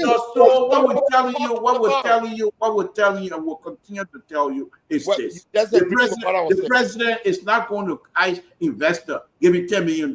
Number one. Second, the issue of the drug, the president has shone lights on it. It left with us Liberians to work together and make sure the drug issue is resolved. If Liberian want that drug business to finish yesterday, it will finish. No question asked. The president is leading. The president is leading. So can I give some update, some information, point of information? Go ahead, Jerry. Where it come from? Rescue? Mr. So why you ask the question? That data. I want to give data. I want to see what Mr. So, I beg you, I want to hear that data. Yeah. What the data? So what I'm reading here is this. From where? 2025 budget. Yeah. You focus rehabilitation and prevention program. US 3.5 million. Wow. Right? Then they have strengthening the Liberian Drug Enforcement Agency, 900,000. Wow. Are you? And that's the data? Yeah, that's the data I'm seeing here. 900,000 can stop the drugs. That's what I'm telling you now. So the youth rehabilitation supposed to be part of the whole thing. So they give more money to youth to rehabilitation for people under those kind of conditions, which may include drug addiction, prostitution, all of that. But youth, then they add the drug strengthening for the DA, 900,000. So it tells you how much we fighting drugs. That means we have just little to fight with. Terry. Yeah. I would not, in as much as I support Bogart, the president, I would be ashamed to read that. No, but seriously, we're not making it up. No, wait a minute. Let me give you my point. We're talking about serious pandemic, serious issue that is in that country. People make it that $900,000 you're talking about US that going to or more $1 million. It doesn't $1 million. Drug dealer make that in one sale. In one sale. How you gonna fight the but people? Our government is not a drug dealer. Our government is not a drug dealer. How you gonna fight? How you gonna fight? You see, these are the facts that we need to make sure. How you gonna fight a multi-billion-dollar of investment or interest with $900,000? Are you kidding me? Okay. Are you serious? Okay. All right. Come on now. You can't even build a classroom with $900,000. We're doing our best. The president's doing his best. That's all we ask. You see, so this conversation here, all we want to do is let them know that we have practitioners. What kind of number is that now? Wait a minute. We have practitioners. Don't distract me, please. I beg you, liberal. We have practitioners, psychologists, people who deal with drug issues. We have mental health consultants that are ready to. So, Moses, let me ask you this. I know where you go, but let me ask you this. Let me ask Moses this question. Why are you interrupting me? Because you have your statistics and all that kind of stuff. Let me ask you. When I finish making my comment, I may have answered your question. May have? You're on the public radio? But you wait until you said may have? Finish making my comment. We have people specifically in those areas that can be reached out to and would be willing to volunteer their services as resources to our country, Liberia. Okay, all right, guys. I know these people. I want us to play. That's all I want to say. If the government really want to do that, we have people who will be willing to. I withdraw my question. Thank you. I'm not going to get it answer. I'm not going to get an answer that Liberian people deserve from you. I just answered your question. I haven't even asked my question. We got resources that can be available. We got capacity. People who have been in the field for many years who will be willing to go and help with those issues. Okay, let me see. I think I'm getting a call here. Hold on 1 second. Caller, are you there? Yeah, how you doing? How you doing, Mr. So? Good. Welcome. Let's hear you. Yeah, hey, Mr. Terry. What's this guy's name? I was talking about him. Moses. No. It's Tabak. It's the liberal. It's all right. Go ahead. Let's hear you. Mr. So, the discussion you're having is really good.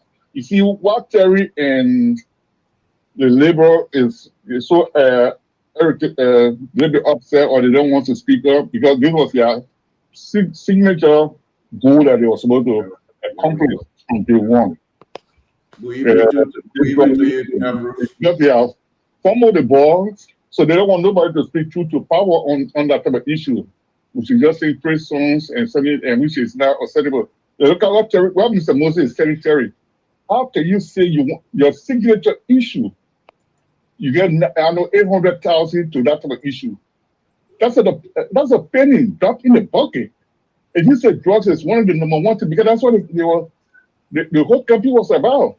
How our brothers and sisters they are Zoko, they on drugs, they working, sleeping or whatever. And how much money you put towards that sort of thing. But you buy your car that costs $1.4 million.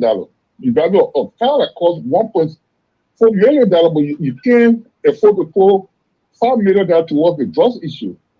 When Paul wants to tell him something, he's getting mad, he's interrupting the show. This is.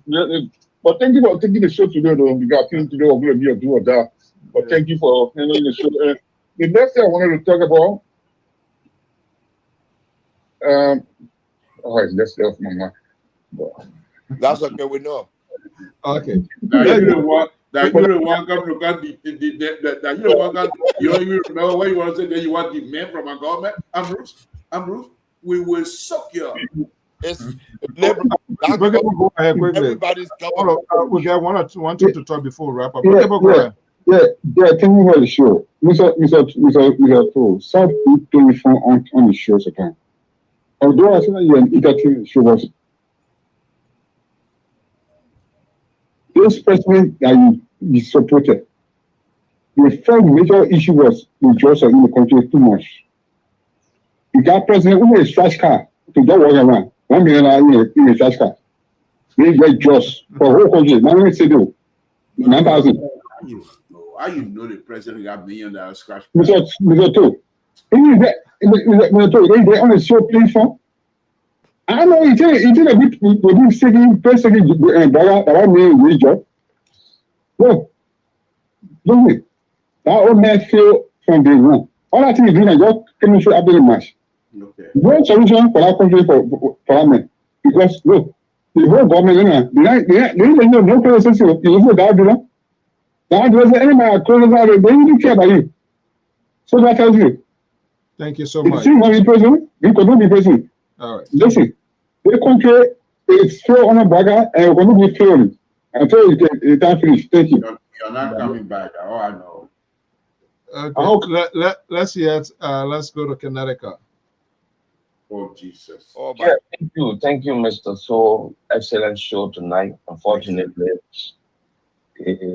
surrogate on the praise singer from the United Party, Joseph Brakashems, on this show.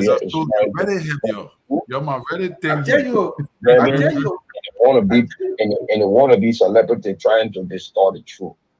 And the truth is glaring. People seeing it. You can't come on this show. And the intention is to demonize the past and make the present look beautiful. When you guys said that the former president was bringing the drugs in the country, he was bringing zombie, all the different drugs in the country. He's never there. You're fighting. And you'll come, we got multiplicity of drugs in the country coming in the droves. And then you say we should praise the president for doing what? What has he done? Has he put mechanism to control our borderline, our entering points that will arrest drugs? Has he done that? Have we seen major drug busts in the country to the extent where hair rolls? We haven't seen that. So what kind of effort is he making? Only to come out and say blame. Oh, the person was not doing it right way, the person was doing it anyway. This is bad. When you come to a place and tell people that I am the professional, I can do this thing better than you. Don't come back to me and make reference to me. You make the world to know that I am the dumbest person that ever existed. Because what you see you do, will say, wow. Well, we're sitting hours and we didn't bring this man to the office. But when you come whole day, you complain, you know nothing. It means you got to lie your way to power and you want to lie your way to governance. And it's showing clearly. It's showing clearly. I'm surprised at Terry King. I got a point to put our analysis or whatever or facts, whatever you brought up. You need to slap himself in the face. $900,000 to fight drugs. The first defense of drug is the drug enforcement. To control drug is the drug enforcement. Put more money in the security sector. Give them good treatment. I want your point there. The country, treat them. You understand? And you talk about rehabilitation. So let's say then a drug kind in the country now, okay, how we rehabilitate them? More drugs can come when they die. They don't have to rehabilitate them. Stop drugs in the country. All right. You gotta do better. Kelto, you can stay on. Let's what?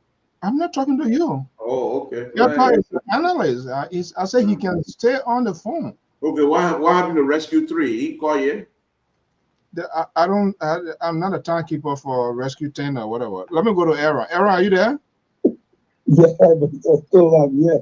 So take it. Yeah, how you guys doing? Take your bullhorn and blow. Hey, you get a slogan calling to show they have abandoned you. They said they're sick and tired with your business. So nobody call.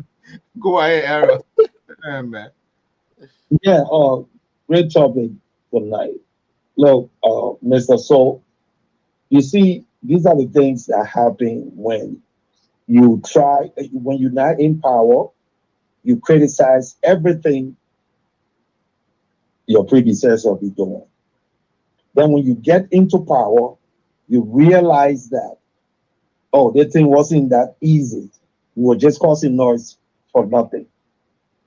First of all, if you say you want to fight drugs, let me agree with Mr. Mosey, a little bit. If you say you want to fight drugs, you said 900,000. You got drug enforcement officers going around. They don't even have guns. They don't even have. They're not even making $100 a month. Some of them are volunteers, and you say you want to fight drugs. If I go in the street, I'm not even making $100. Or drug dealer look at me and give me $200. You see, would I take it? People are saying in Liberia that when confidence people come and speak to the police officers and stuff like that, the drug dealer come back and tell the people, say, so and so, such and such person told me such and such. Because the people paying for information, the government don't have the money. The government have the money, but they're putting the money in different things. Like the previous caller said, the president is riding almost $2 million car. But Mr. Toden would not talk about it. Terry would not talk about it. He will be glad to come on the show and talk about 900,000 to fight drugs. 900,000, a whole country to fight drugs. So you see, this drugs thing, we shouldn't try to politicize it, like what Unity Party did in the past, because they wanted to come to power. Now their hands are full. They're calling people all over to try to help them. First of all, if you want to fight drugs in a country, I came on the show the last time, Terry and myself, and I said it. You got to create programs to first stop more people from getting the drugs. Create program for the schools. Create program for the children. Build recreation centers. Now the person cannot do those things. Then you empower the drug enforcement agency. You got to pay the people good to go out there and fight drugs. You know how much money they spend in this country to fight drugs, and still it can be eradicated? Aaron. Yeah. He's so upset tonight. You guys talking. They play blood boiling and yup because people speaking. I know. The only thing you can say, the president is leading. I don't know what the president is leading. I think the president leading, or maybe he and Terry. That's it. But Mr. So, on a serious note, the people need to put more money into that drugs program, fighting drugs in Liberia. You yourself, you in America here, you in Rhode Island. You see how the people fight drugs. You see it. When the DEA comes out, you see how they're well equipped. They don't even have 500 officers. Most of the guys that volunteer. I'm not just blaming this government. It happened in the previous government that I supported as well. But when you're not in power, if something happening, you got to learn from it. They didn't learn from these things. They were just going out making campaign promises left and right, and that's what they in today. Trump, and he said when he becomes president, you are going to end the war in Ukraine in 24 hours. The other day he said he know that it was difficult. Yeah, I know. All right. Thank you so much. And let me just to close. Let me just talk about this Darrell Dillon stuff. You pretty yet? Then it's the same that Mike Jabatel was in. Mike Jabatel, he was saying a plain way. When you're not in government, you don't know what government official goes through in Liberia. You know what I'm saying? The man said when you leave a house, you don't even want to go back. You don't even want to go back. And I was shocked today when Senator Dillon was making those comments and stuff like that. What happened to the 5,000 that he was supposed to, the rest of the money that he was supposed to be giving to the county? What happened to that money? Oh, now he's running away. He can take that money and give it to the people and give for their birthdays and their students, their children's school fees and stuff. All right. Thank you so much. You shouldn't run away. Thank you for the show. So, guys, let me play something, and I think we have to talk about it. If you choose to talk, fine. If not, that's it. But I think it was just let's listen to this here, and you can get your take on it. You guys hearing me? We hear you. We want to hear you. All right. Yeah. Let's see. No electricity in Ohio. Let's see. Conservative state. Answer. Who else is going to be appointed as a minister of state? We want to ask you, if you are a minister of state appointed to replace Grisby, are you going to also behave like Grisby to advise the president to violate laws that he himself, as a vice president, under Madam Sally, set up the integrity positions? What? Is he going to be the kind of person that are going to be replacing Grisby? Grisby, bye. Thank you very much for everything you have done that destroyed the fabric of our political system, that destroyed the fabric of our legal system, that destroyed the fabric of our presidency. You ill-advised the president of the Republic of Liberia. You are leaving with no answers. And this is a sad day for Liberia, and it's a sad day for Grisby family. We feel for Grisby family. We don't feel for Grisby himself. That's case I want to say an answer. So, wow. Let me we are about to wrap up. Is my mic on? You guys hear me? Yeah, we can hear you. No. Yeah, it's not really on. It's we can hear you. Oh, okay. Wow. Let's talk about this here. Let me get you guys' reaction. Who wants to go? Moses, it look like something running through your head. Let me hear you first. I am telling you, this is what Liberia has come down to. That everything is politicized. Listen, we have to have humor to be able to lead people. You have to have a little bit of humor. In depth, someone's going to make those comments. That was cold. And that's not something that anyone, in my bone, I feel really, don't feel like a Liberian right now. Just like the conversation we've been having. Everything in Liberia that happened, people want to politicize it. And I think we're going on the wrong track.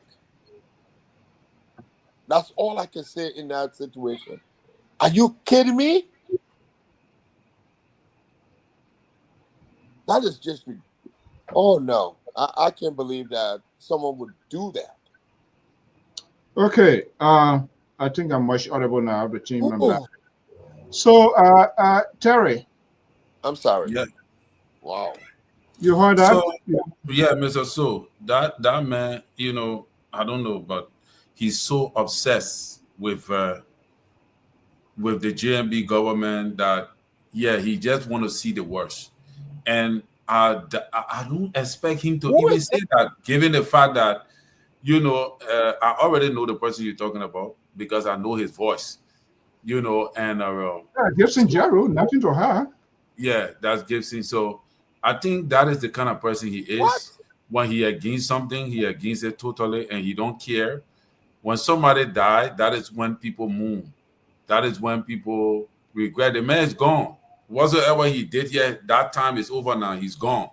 This is when people put the past behind and foster. When the burial take place and everything is done, then we can talk the politics. But I think that he was unprofessional. I think that was that he need to be called out and condemned strongly for that statement that he made against Grace P. And that is how like we are looking. We ain't get no proof on anything. We just jump up and make allegations that we can't prove.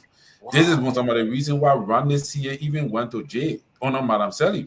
Yeah. He got up and defamed someone's character, and the person sued him. In the government, the person sued him, went to jail, and he was demanded to pay $1 million. He couldn't pay, he had to beg before he came out of prison. So these are some of the things that people can do. What if the family of Grace P decide to sue him? What will he say? What if the family of Grace P decide to sue him? Wow. He will be begging, and he's a journalist. This is the reason why we're talking about these guys and trying to open their own stuff. Because when you are a journalist, you're supposed to be professional. You're supposed to be able to give the news without fear or favor. And that is why I like Lpr.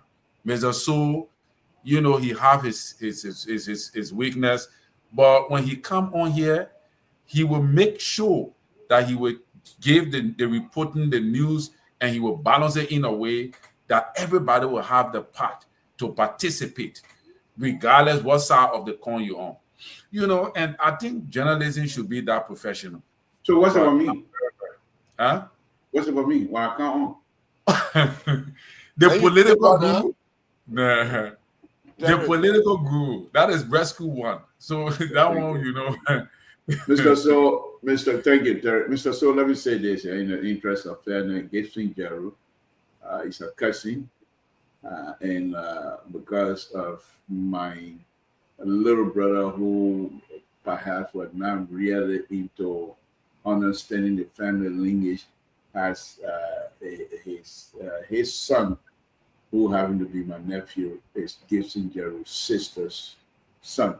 But when that came out, my dad and my mom were not really happy. But they were little kids when they happened in Monrovia, so nobody blamed them. But let me say this here: Gibson Jeru has no business saying what he said, even if you do not agree with the man's policy. Even if you do not agree of the kinds of advices the man has given the president. The president is the president. The president has the right to say, I'm not going to take your advice over. Whatever advice Honorable Grace gave to the president has not caused war. Gibson Jeru was there in Monrovia. Of course, he was young at the time, very little, but he knows his story. People who give advice to the president, and the war came. This man is giving advice, no war is coming. And because you don't agree, what is the destruction that Grace advice has done to the Liberia that you can point to? What exactly is it? Because they have certain people you want fire and they didn't fire them? What exactly did President Baka listen to Grace that brought war, or that brought destruction, or that brought hindering to people's lives, that brought people disappearing at night and what have you, could sabotage government? It's not happening in this government. However, Gibson Jeru is Gibson Jeru. We all know him in our own community as well. He says exactly what he's saying and what he believes in, but that does not mean that everyone is on board with these kinds of tactics. In as much as I support President Baka, I hope that the president and even the Grisby family would take this kinds of statement and just don't even bother about it. That Gibson Jeru has no business saying these things. Gibson Jeru is also knows when somebody died for him. This young man, he knows when somebody died for him. Man. So for him to make that statement of a dead person, that is unacceptable. I don't know that why. Is unacceptable. Keta, you have something to say before I talk? Keta, are you there? Yes, I'm here. I got my phone on mute. Yeah. You have any word to that? Yes. Look, I think sometimes, like all the other panelists said, I think my brother can be so emotionally charged when he's speaking, and I said a lot of times, not only with the great speaking thing, but again, we have a very charged political society where everybody want to give an opinion in some negative form, and they look at it to be something good. You know what I'm saying? So here we are today. It's the great speaking assembly. You know, some of the things that people don't know about people that get put out there. They say things that have no iota, no one any ounce of truth in it. But they will run with that kind of story. They will say things about people. For me, I mean, to be honest with you, if Grace Speed is, I mean, the late Grace Speed, that is so rest in peace, if he didn't, I mean, he did those things that he said, well, and people come and condemn it. People, I mean, alive, but at the end of the day, you cannot be doing that to people. If you don't have evidence, if it's not facts driven, you can't say that. Nobody in their mind when Hitler died will come and say Hitler was a good man. Even his family sitting on that, they would say, that man is a wicked man. Wicked man. You understand? Even our late president, though, you understand? People came out when they captured him, people were saying bad things about him when he died. Bad things about him. That's the system we have. We should call things for what it is, but we should have evidence to say those things. You cannot just come out and talk about people. I can hear people say don't talk ill about the dead. Really? Really? Only Liberia statement the truth. Don't speak ill of the dead. Only Liberia. So wicked people that stay in the world before. Can you praise Hitler? Can you anybody on the platform can praise Hitler? And say Hitler was a great human being, he died, someone praising. No, he was a wicked man. There are some people that died, they were very wicked. Walter. He should be condemned. But for Grace people, he does not. I mean, we don't have evidence to say the thing that Jerry was saying is true about it. And I think Jerry should be able to be very calm, professional as he say he is, as a journalist, to speak in ways that will enlighten our people and make situation, I mean, look bad for himself, because what he did was he just look bad for himself. Maybe he and Crispy had little ups and downs. I don't know. Maybe it was because of the money he allowed NASCAR to give them before President Walker was even sold in office. Maybe he frowned on that. Maybe it was some of the advice he gave the president, and to do some things that the president did that we all frown on. Maybe that's what he felt, but I don't think it was justified to come and say those things. But that's all politics. So and you're done? Yeah, and the reason, now say you're done? Yeah, he's done. Yeah, Mr.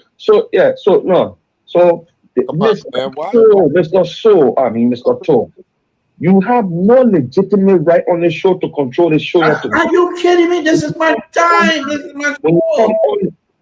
You come on the show.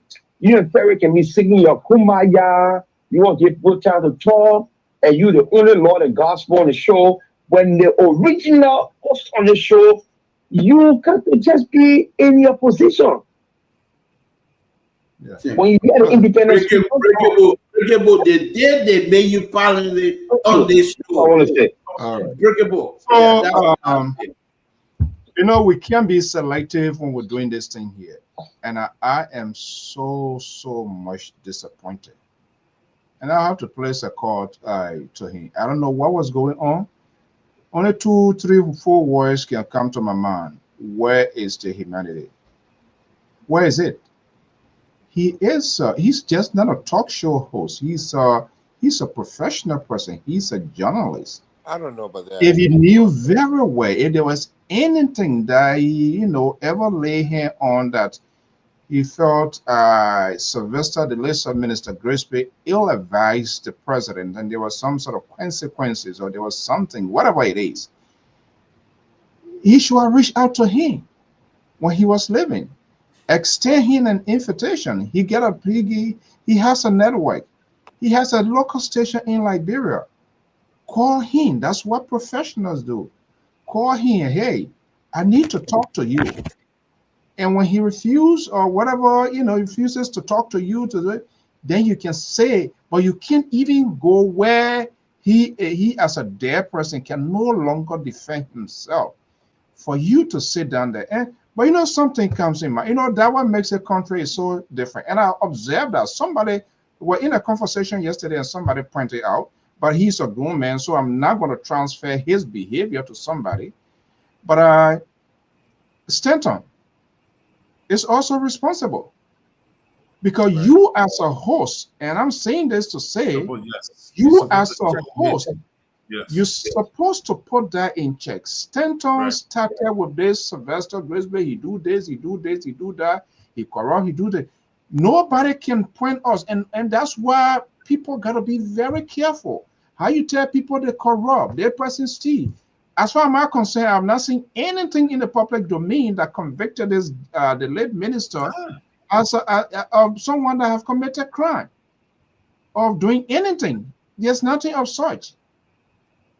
But he, as a host of such a major platform, and it has not happened once, it has not happened twice. He will allow, where Gibson will allow himself, Stanton to do the dirty work, and he will be carrying on and talking, and he will never put him in check. For a man who, a former minister, and even being a former minister, it doesn't mean he is bought. But for God's sake, he's no longer alive where he can defend his character of any accusation being made against him. And he, as a journalist, and his sentence sat there and carry on and allow him to carry on, and without even calling to attention. I think that is dangerous. And that's what happens when people with media institution takes a side and they refuse to create a balanced conversation. After all, they were all part of that. What happened, what not happened, we don't know. We hear all in the rumors because, and I say, you see, these people are talking, enough for nothing. I would never create a sore throat for anybody. When you see me talking for somebody here, real talking, my interest is there. I want something. So what are you suggesting? What are you suggesting? Talking, will you please stop interrupting me? I'm just saying, what are you suggesting? Because I'm out here, not that I'm the mouthpiece for Unity Party. Who the cows face, they should let them wear it. I'm just only telling you, I'm not going to be a mouthpiece for nothing for any politician. The day you see me doing that, it will not hurt, it will not, it's not, that's the people. That's why you're having the struggle you're struggling with today. You were talking for people you didn't know from nowhere, and you put your life on the line, including the very Stantons. Now, it's a catch up. They raise their own alligator and catch up with them. But it's just bad. Gibson, what he did is just bad. And what he fails to realize, he get children, he get kids. If I say children, not small children, I'll come in 1 second. He get people working for him. You endanger other people's life. Liberia and everywhere is a very dangerous country. You don't know what's going to be the reactions, how they're going to process it. When you get, I can't come here on this network knowing fully well people are volunteering, they are not even on staff, and just say some things that I cannot just, we can have all of the hard conversation, but say it to the extent that somebody, there will be some sort of reprisal against my staff or people who are volunteering. I'm going to reach out to him. And this now is, you see all the other things they've been talking about him, the whole show, what they did, they cut that piece and they put it there, and that's why it's operating. And that's involved his own safety. You never know. These people, they have people. Sylvester Grisby is not like today's Sylvester Grisby. You don't know how other family, other people are going to process it. Auditors, other people were killed in that country. Where is the investigation today? Zero. So it's a common sense. If you sit there and allow somebody to use you, I feel bad for you. But again, everybody will be at their own sin. But I think it was wrong. He, as a professional person, he should have reached out. If he felt that this guy, there was something that needed clarification to hear his side, he should have reached out to him. And even if he denied that, they say, but you can't say, you say you don't feel for him, but you feel for his family. What sort of contradiction is that? So what are you saying? doesn't fit for this family. We are hearing some unconfirmed report that the minister might most likely be laid to rest on the 30th. It's not being confirmed by the government yet, but we are hearing from other family sources close that he might be laid to rest on the 30th of this month in Houston. We are hearing, but we're waiting to see if that publication comes out. We will say it, but our prayers and thought goes out to the bereaved family for the loss. And having said that, he's a confidant of Joseph Boyka. You see here, that's the late Minister Sylvester Grisby there when then President Boyka was president of the Student Senate. He was the Secretary General. So they came a very, very, very long way, you know, and that's what relationship is all about. Gentlemen, let's close. Let me be the first here. I will close by saying this, and I will say good night to you as well. Look, when we come out here to speak, I don't know any of these people. I don't know the president. He doesn't know me. I don't even have his say. I don't even know what his number start with. He doesn't know what my number start with. We're just being very truthful. In this whole rescue government, I only know about 4 or 5. I know Sir Johnny. I know who else? Sir Johnny. I know Anthony Cassidy. Who else do I know? Why are you trying to move yourself from the crowd? Will you please let me make this is a dishonest part of this. That's not your problem. That's your business. Let me just say it. So there are 2 people now. I think that's about it. And the other person I know he working for the government. I'll not call his name. I know he. Why? Because I don't want to call it. This old man, he's always then another one also. We are about 2 to 3, from 3 to 4. Why you Liberal, you are a disaster. I'm telling you. Okay, that's fine. No, I'm calling name. So I'm not calling name. Say you can call me whatever it is. You call me Weasel or whatever you want to call me. That's fine. I'm not calling name. Can't rescue it. Okay, whatever. So, but let me say this. So when we come here, we're being truthful. Now, what I don't want to do, and what I will continue to say, I will not apologize for helping to bring this government to power. Because I have no other choice. Why do you always say that? Because people are saying why we lie. And therefore they think we owe an apology. Okay, that's exactly my point. Therefore, I will say exactly how I feel. No, I don't want to say I'm too old for that now. No, I mean I'm too young for that now. I will let that one go. So, Mr. So, thank you very much for sitting in tonight for me. I think I brought this thing on myself because I still very so in the conversation. I should have waited and will make sure I got my thing together. But I concede that yes, indeed, I asked you to sit in for me tonight, and that's why you have people of water culture here thinking said they're in charge. Tomorrow, water culture, don't even knock to my door. I won't open this LPR stuff. Garage door. Huh? The garage door. Yeah, the garage door. So, Mr. So, thank you very much. I'm not in Sacramento, as you can see, live from Sacramento, from Canton, Ohio, where the government, the conservative government here in the state of Ohio, they harmonized my electricity. So, Canton, Ohio, you read to the Hall of Fame.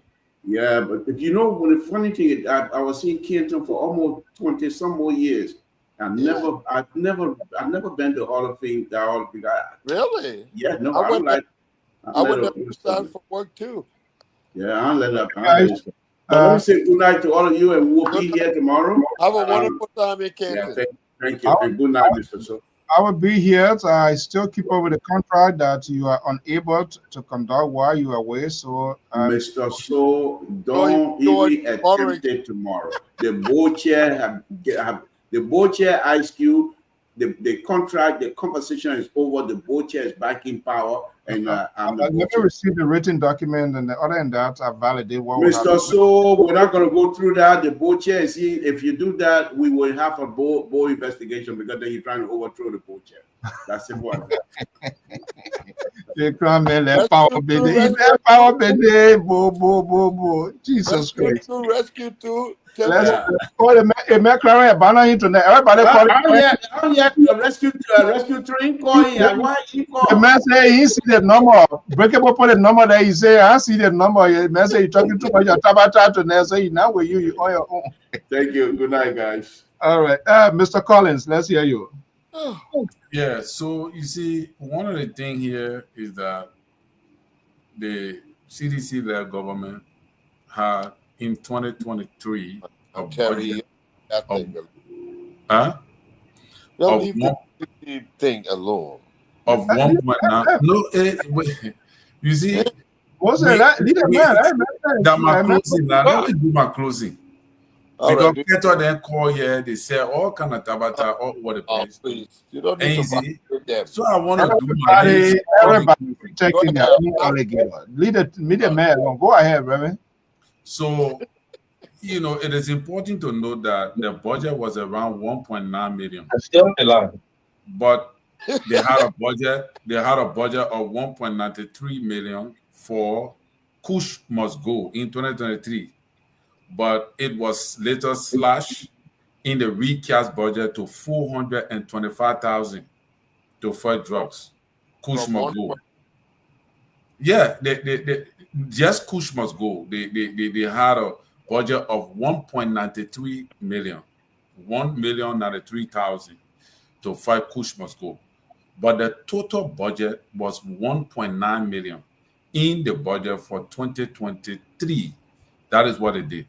Now, what I am saying about the Unity Party government is that we like what we've been saying is that not that the government is giving more money to fight drugs. I'm saying the best way for Unity Party to fight drugs, as the way they have been fighting it under this leadership, is for it to become publicized, where everybody is involved. That's what you were saying, Mr. Moses. Once everybody get involved in it, it makes it easy. Even if they pump small money into the drug stuff, it makes it easy. People will not notice it because everybody will be fighting to make sure that the drug is exposed. But my point here is, I myself is discouraged in the amount of money that the Unity Party government has allocated for the fight against drugs. The money they allocated in 2024 was around 2 million plus. That was what they allocated in 2024 budget. But the 2025 budget, it is not clearly specified and or chronologically aligned it. We found out that they have a projection of 900,000 under 3.5 million goes to rehabilitation. So I think, in my opinion, the Unity Party and the president need to do more by stepping up the game and making it to be more breakable. Go and do your research, because you just can't, you may not, you do research. I see what he said. I know who somebody got 800. Something he said that the president scratch card is I know how much. Show us the evidence. Give us something so we can look at. Don't just can't say somebody lie. Give us something. Thank you, Mr. So. You didn't play that video. Mr. So can help you. The real thing is what he's so tall, he can manage it. Throw all he's talking about. Put all the rescue people in one corner. That one may I can be job here, right? Which video talking about? Oh, the one your man Eugene was dancing? No, the video you wanted to play when about the armed robbery in the stuff, but we didn't discuss that. So maybe tomorrow. The video with the guy who went to armed rob an Echo Bank. You didn't see that video? Oh no, I think no, I didn't download it. Maybe we can look at a subsequent program. You know. Yeah. I know. Yeah, the CCTV. Most let's hear from you. Well, let me just say this. I will start with the. Can I follow from Moses? Oh, okay. Moses, but see your man dancing for you.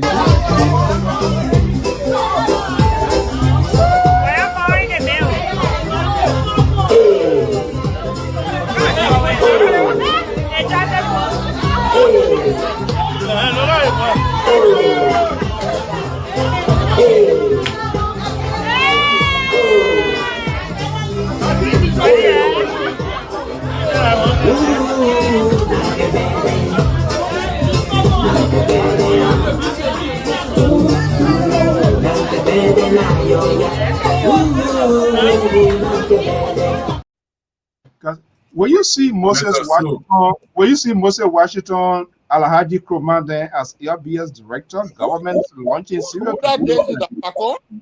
Yeah, because so this guy is not media friendly, and that is what is going to hurt him. Do you know? I have never seen him on any media program. You the DG for the LBS. No media institution have called you to interview you. Look at what he posted on his page. All the media institutions, none of them have called him because they disenfranchised with him, and that's not good for you. It does not show your value. It does not show your importance. The media, the president had a media dinner. That dinner alone that he and Geraldine Pierre handled, it didn't go well with the media. With the media. Geraldine said, and I forgot to mention that. So you mentioned it. He too, it's just sad. He as a minister, like a literally official spokesperson, you know that he wrote on that post and all telling getting somebody with that. Is that what you're supposed to be saying? Somebody with that? Whether a person with that or some sort of crazy comment. You as a government official, come on, that's how far you're gonna go.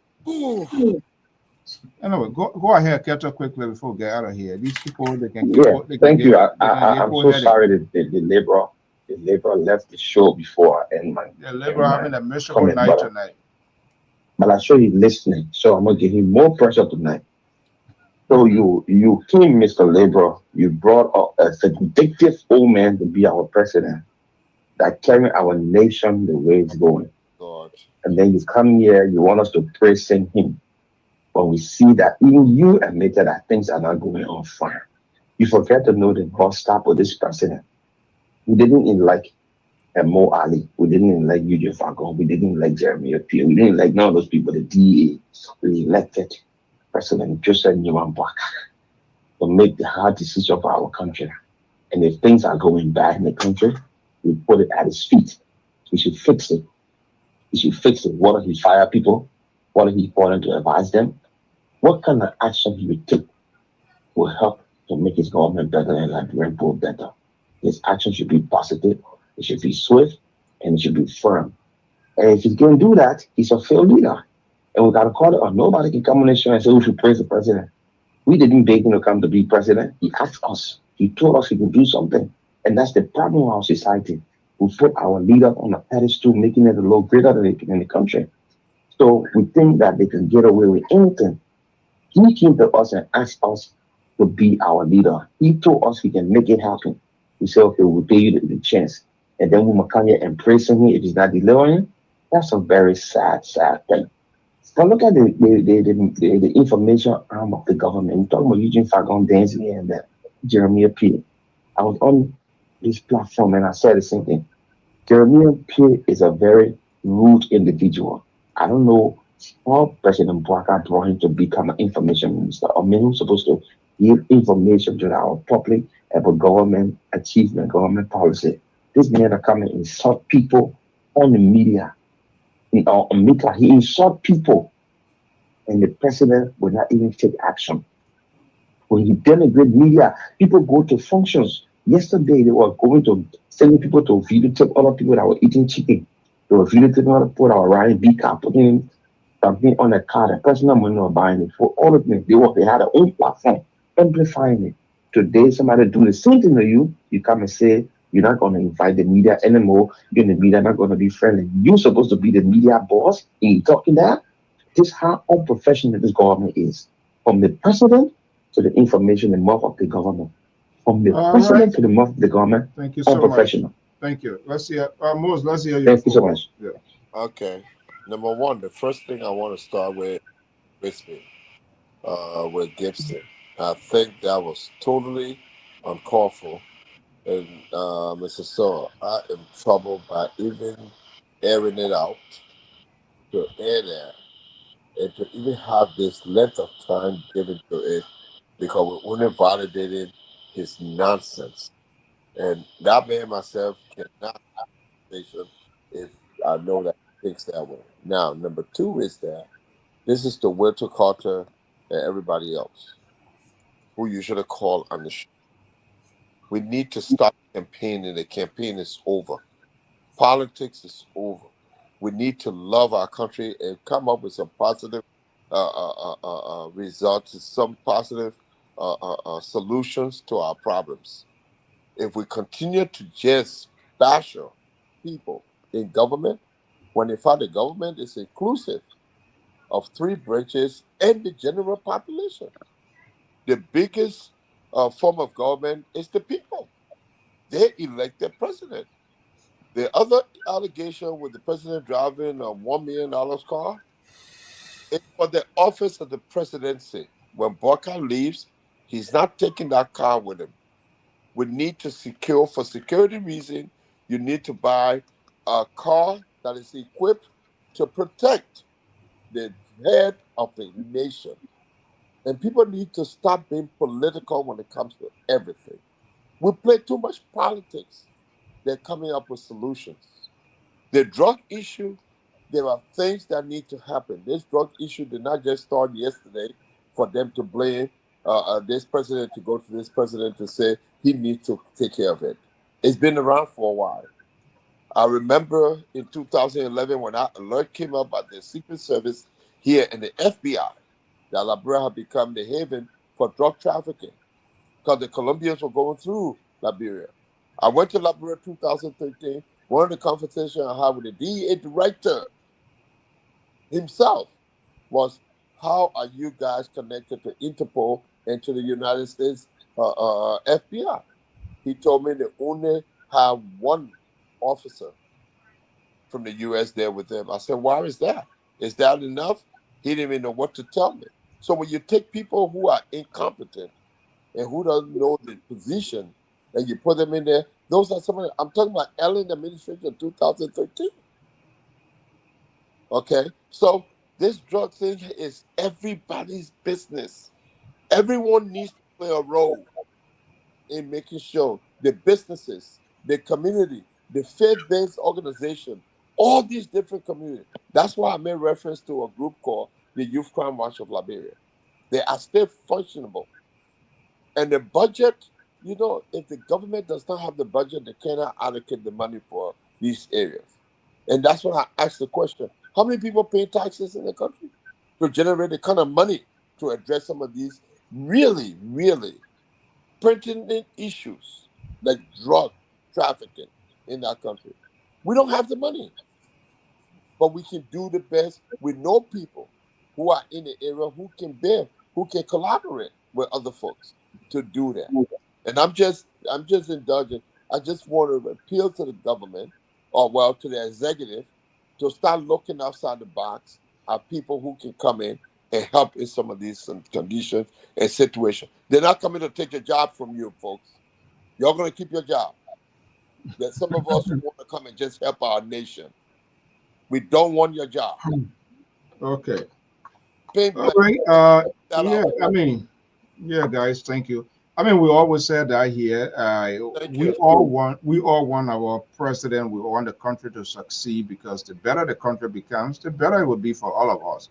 Sometimes it's frustrating. You see all of these people, when the president traveling with these good delegations, some of the reason, but you know that they want the president to tell them everything.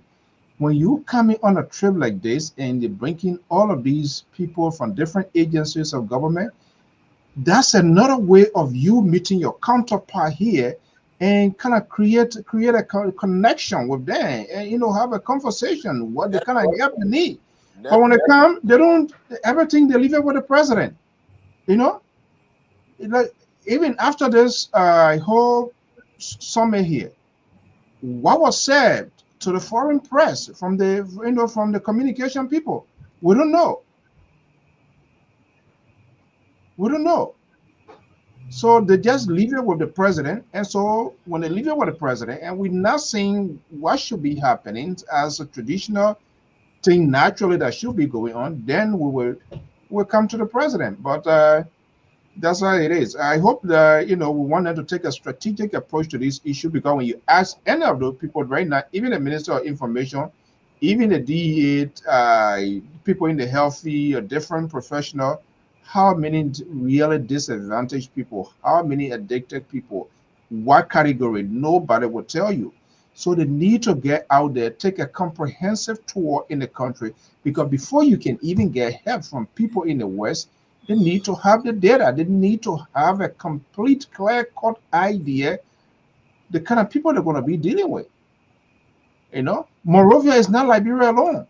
What happens if you just build 2, 3, how you call it, whatever house, where they don't play shelter? What do you call it? What's that? Terry.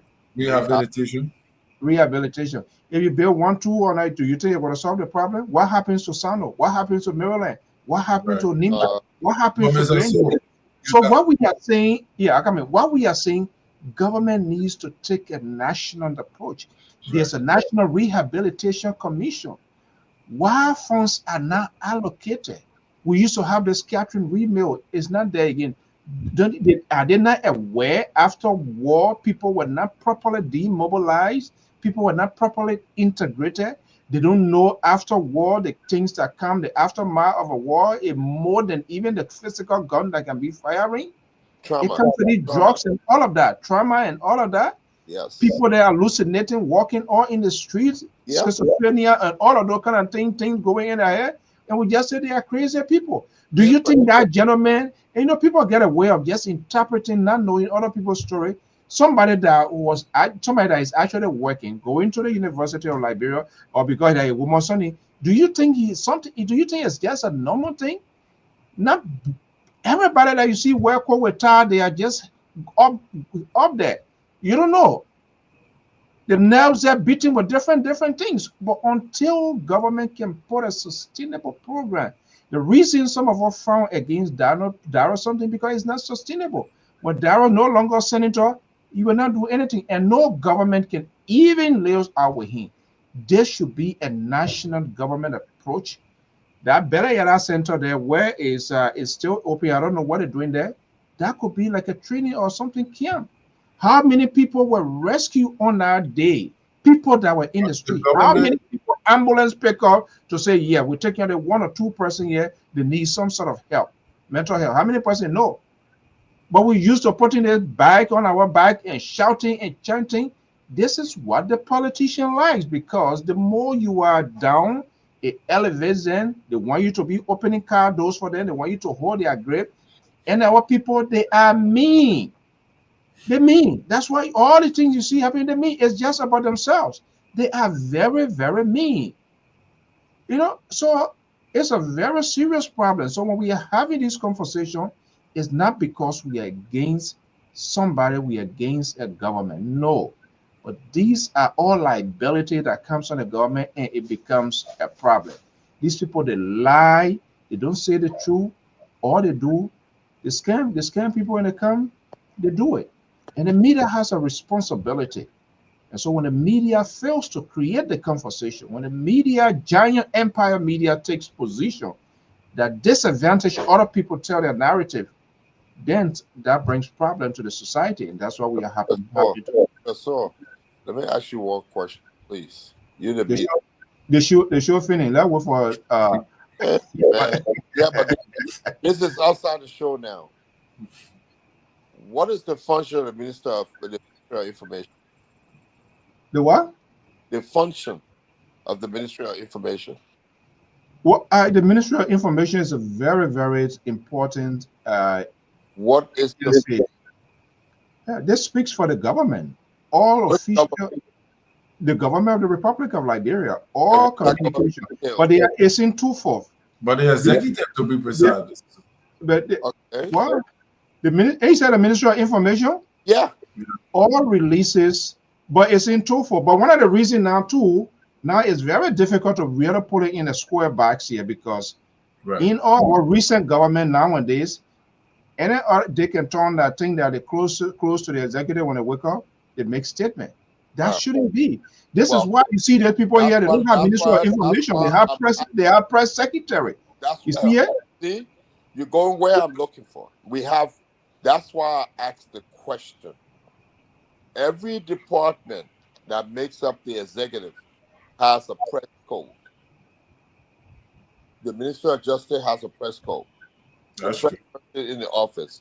The executive master has a press code. The Ministry of Commerce has a press code. Yes. All of the ministries.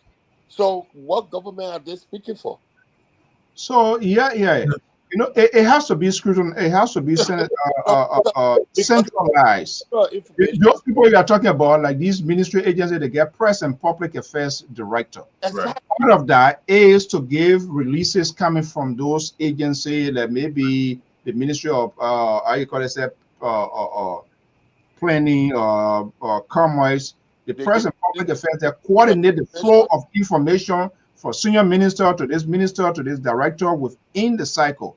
But when it comes to government, where the official statements of the government in consonant with the executive, the Ministry of Information speaks directly to the outside world. Sometimes depends on the nature of the case, the Ministry of Foreign Affairs, when it comes to like more or less high diplomatic, but overall the Ministry of Information is the official person. So that is why you can't have somebody down there who is divisive, and that's why some of the things we're talking about.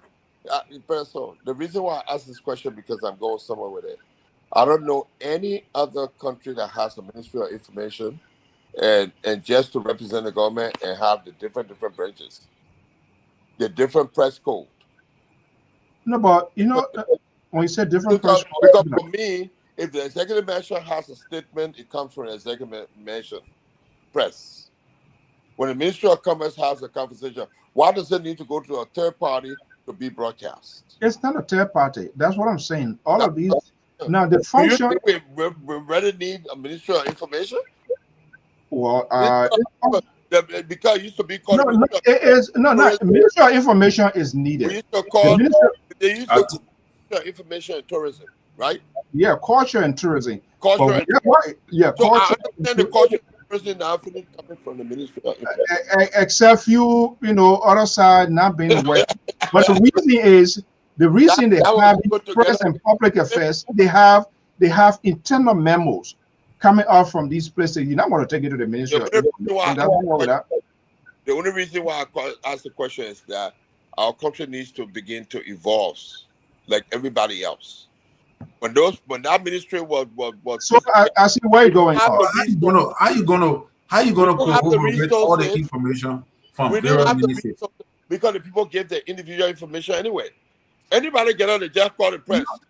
The minister call the press. No, why is happening today? Why is happening today? Yes, sir. Today. Everybody work all you by the time they having press conference. It never used to work. It never used to be like that. It can't just be, even before the Ministry of Information, you got to get a consultation with the executive mansion. I don't think the executive mansion is aware of those press conferences the people holding. I don't even think so. Yeah, we're going to my So are you saying that if the LMP wants to give, because the LMP have a spokesperson, if they want to give the information, they got to pass through the Ministry of Information first before they do that? And that's what we got Ministry of Information for? No, not necessarily. Why it comes to. Yeah, why it comes to. I don't care whether it's good or bad. Let's say anything happens in the country there, and the outside world needs to be informed. Major international cable news network, if they want to get to authenticate or verify that information, they will call the Ministry of Information because they are the official. But it does not mean these local like LNP, National Poll, LPRC, they have their own press and public affairs director. That they coordinate internal memo and inflow of information. That's not a problem. Except people being misusing the chain of flow of information. That's all. Thank you for that information. But let me ask you one follow-up question to that. You say asking question? I still asking question. You want them to interview now. No. I start overthrowing you. You die. I hold on. If that majority black start for me already. Yeah, let's go before we go. I want to squeeze you out the juice for you.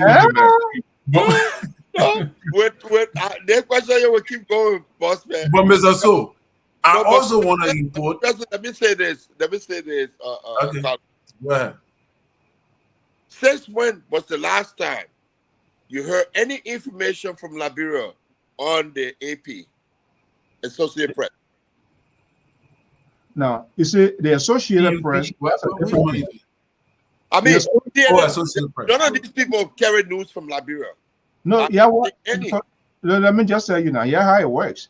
This is what the Liberian News Agency is, our own Associated Press. Okay.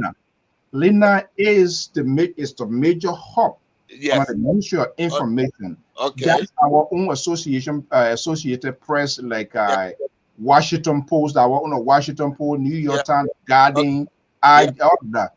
Now, this is why the Ministry of Information is very much important and needs to coordinate with private agency, because they need to channel their script, whatever. So if for the most part, most of the media, if they hear from local news, they don't just get it and report it like that. Exactly. They'll call the Ministry of Information through the Liberian News Agency.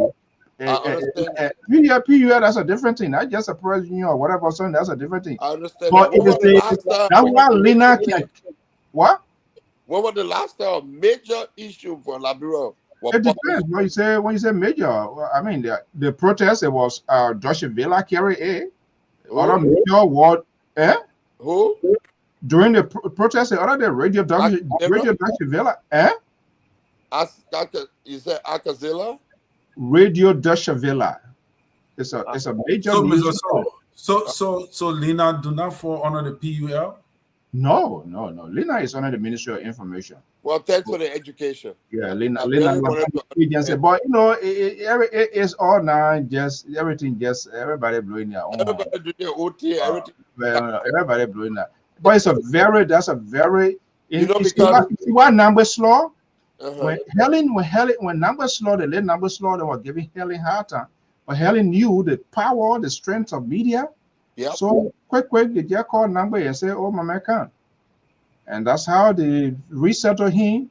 Can be head of the Liberian News Agency, and from there now he decided to go to the House of Representatives, because that's where script comes from to go to the outside world of the functionaries of the government. That's a very important, vibrant entity there, but it's being properly utilized. Can you remember when Joe Murray? The UG Fagon now, who is, you can't do that on a Samuel Doe. You can't even do that, Charles Taylor. You don't want your job. You telling government, you who's supposed to sell government information, you telling government you will not screen, you will not do this because they did not pay. He must be joking. He needs to fund program. He needs to have a strategy how to raise money. That's what Chroma then. That's why most of people are doing. Yep. The time you take Andrew Denzel, you're supposed to be funding commercial with public corporation and have a program instead of be people. And that's what we are saying here, Terry. Maybe you think that we're doing that class reloaded thing. It shouldn't be. Nope. These people are supposed to go to the State Broadcasting Corporation to tell the agenda, government progress, government, activity, government making progress. When the news media finish giving one news today, then or government official, when they finish calling then the government official will wait for 1 week after. No. Yeah, why? You heard me saying the people, the government official, then me. When you are government, then what you do, you find propagandists. You find people to do your daily work. Now you supposed to do it. You can't. But this government, Unity Party don't look like Ellie Unity Party. Ellie was. So you agree with me? The Joseph Boyka Unity Party is different from that of Helen Johnson. Because Patrick Honda is supposed to be focusing how to expand communication throughout the bed. Now we go sit down there and play the other funny people. So who were they allowed to question government? Nobody want to question government when all of them said now that's not right. And we expect the old man to know better than that because he stays in government. He knows how government works. But again, if you don't praise them, that's why Jeremy too made a killer statement on a Gibson Post. You are Minister of Information. So when your citizen says something stupid, you too as a minister, you will come and say something stupid and say, oh yeah, one day a person will die too. Come on. What is that? Jeremy, you're good night. No question. The Ministry of Information in Abroad is a propaganda institution. Okay, wait a minute. They run the propaganda of the executive. Colin, remember when we used to listen to police report every morning? In my go to Kaju then when it used to be they used to be reporting those things. Yeah. Right? Yeah. Police report every morning. You see that why Aaron Colley, you like Aaron Colley just tweeted something. Is that why they're taking the media position? And because they all created minister now all become talk show hosts and this and that because they don't want to pay media because they just mean their provisions, their virtual, Joe Morris these things. Police and used to give police report every morning of all the arrests and all those things. You see, that's a different with Louis Brown. When Louis Brown was minister of information, all the guys media people used to like him because why? When he calls those people after everything, there's a petty cash, there's a voucher. They pay people way. You know, he was friendly. He joked with people. He's something about the other people. That's why sometimes it's bad to make poor people to get them to be somewhere because they would think the 30 years they suffer, they want to recover for it before they do what is right. Yeah. That's the society we have it. Gentlemen, you have a pleasant night. Well, you too. Thank you. So okay, you see, Fatu say she now with you again, Terry. So Fatu, welcome on board to the independent. But so every day, Fatu now will off. So one day she will off, one day she now will off. Fatu said that last time she now will off. He said I can go to class. Esther Felix taking Fatu will not take Fatu away. So you and Fatu said she can see me spying on class below. What should I be doing? That the thing now, what you should be doing there? She said, "Oh, Terry, I see you spying." It's good to listen here and there. It's good to listen here and there. Well, let's just come in. Then you will know what happened. All right, guys. Thank you. All right. Have a good night. Bye-bye.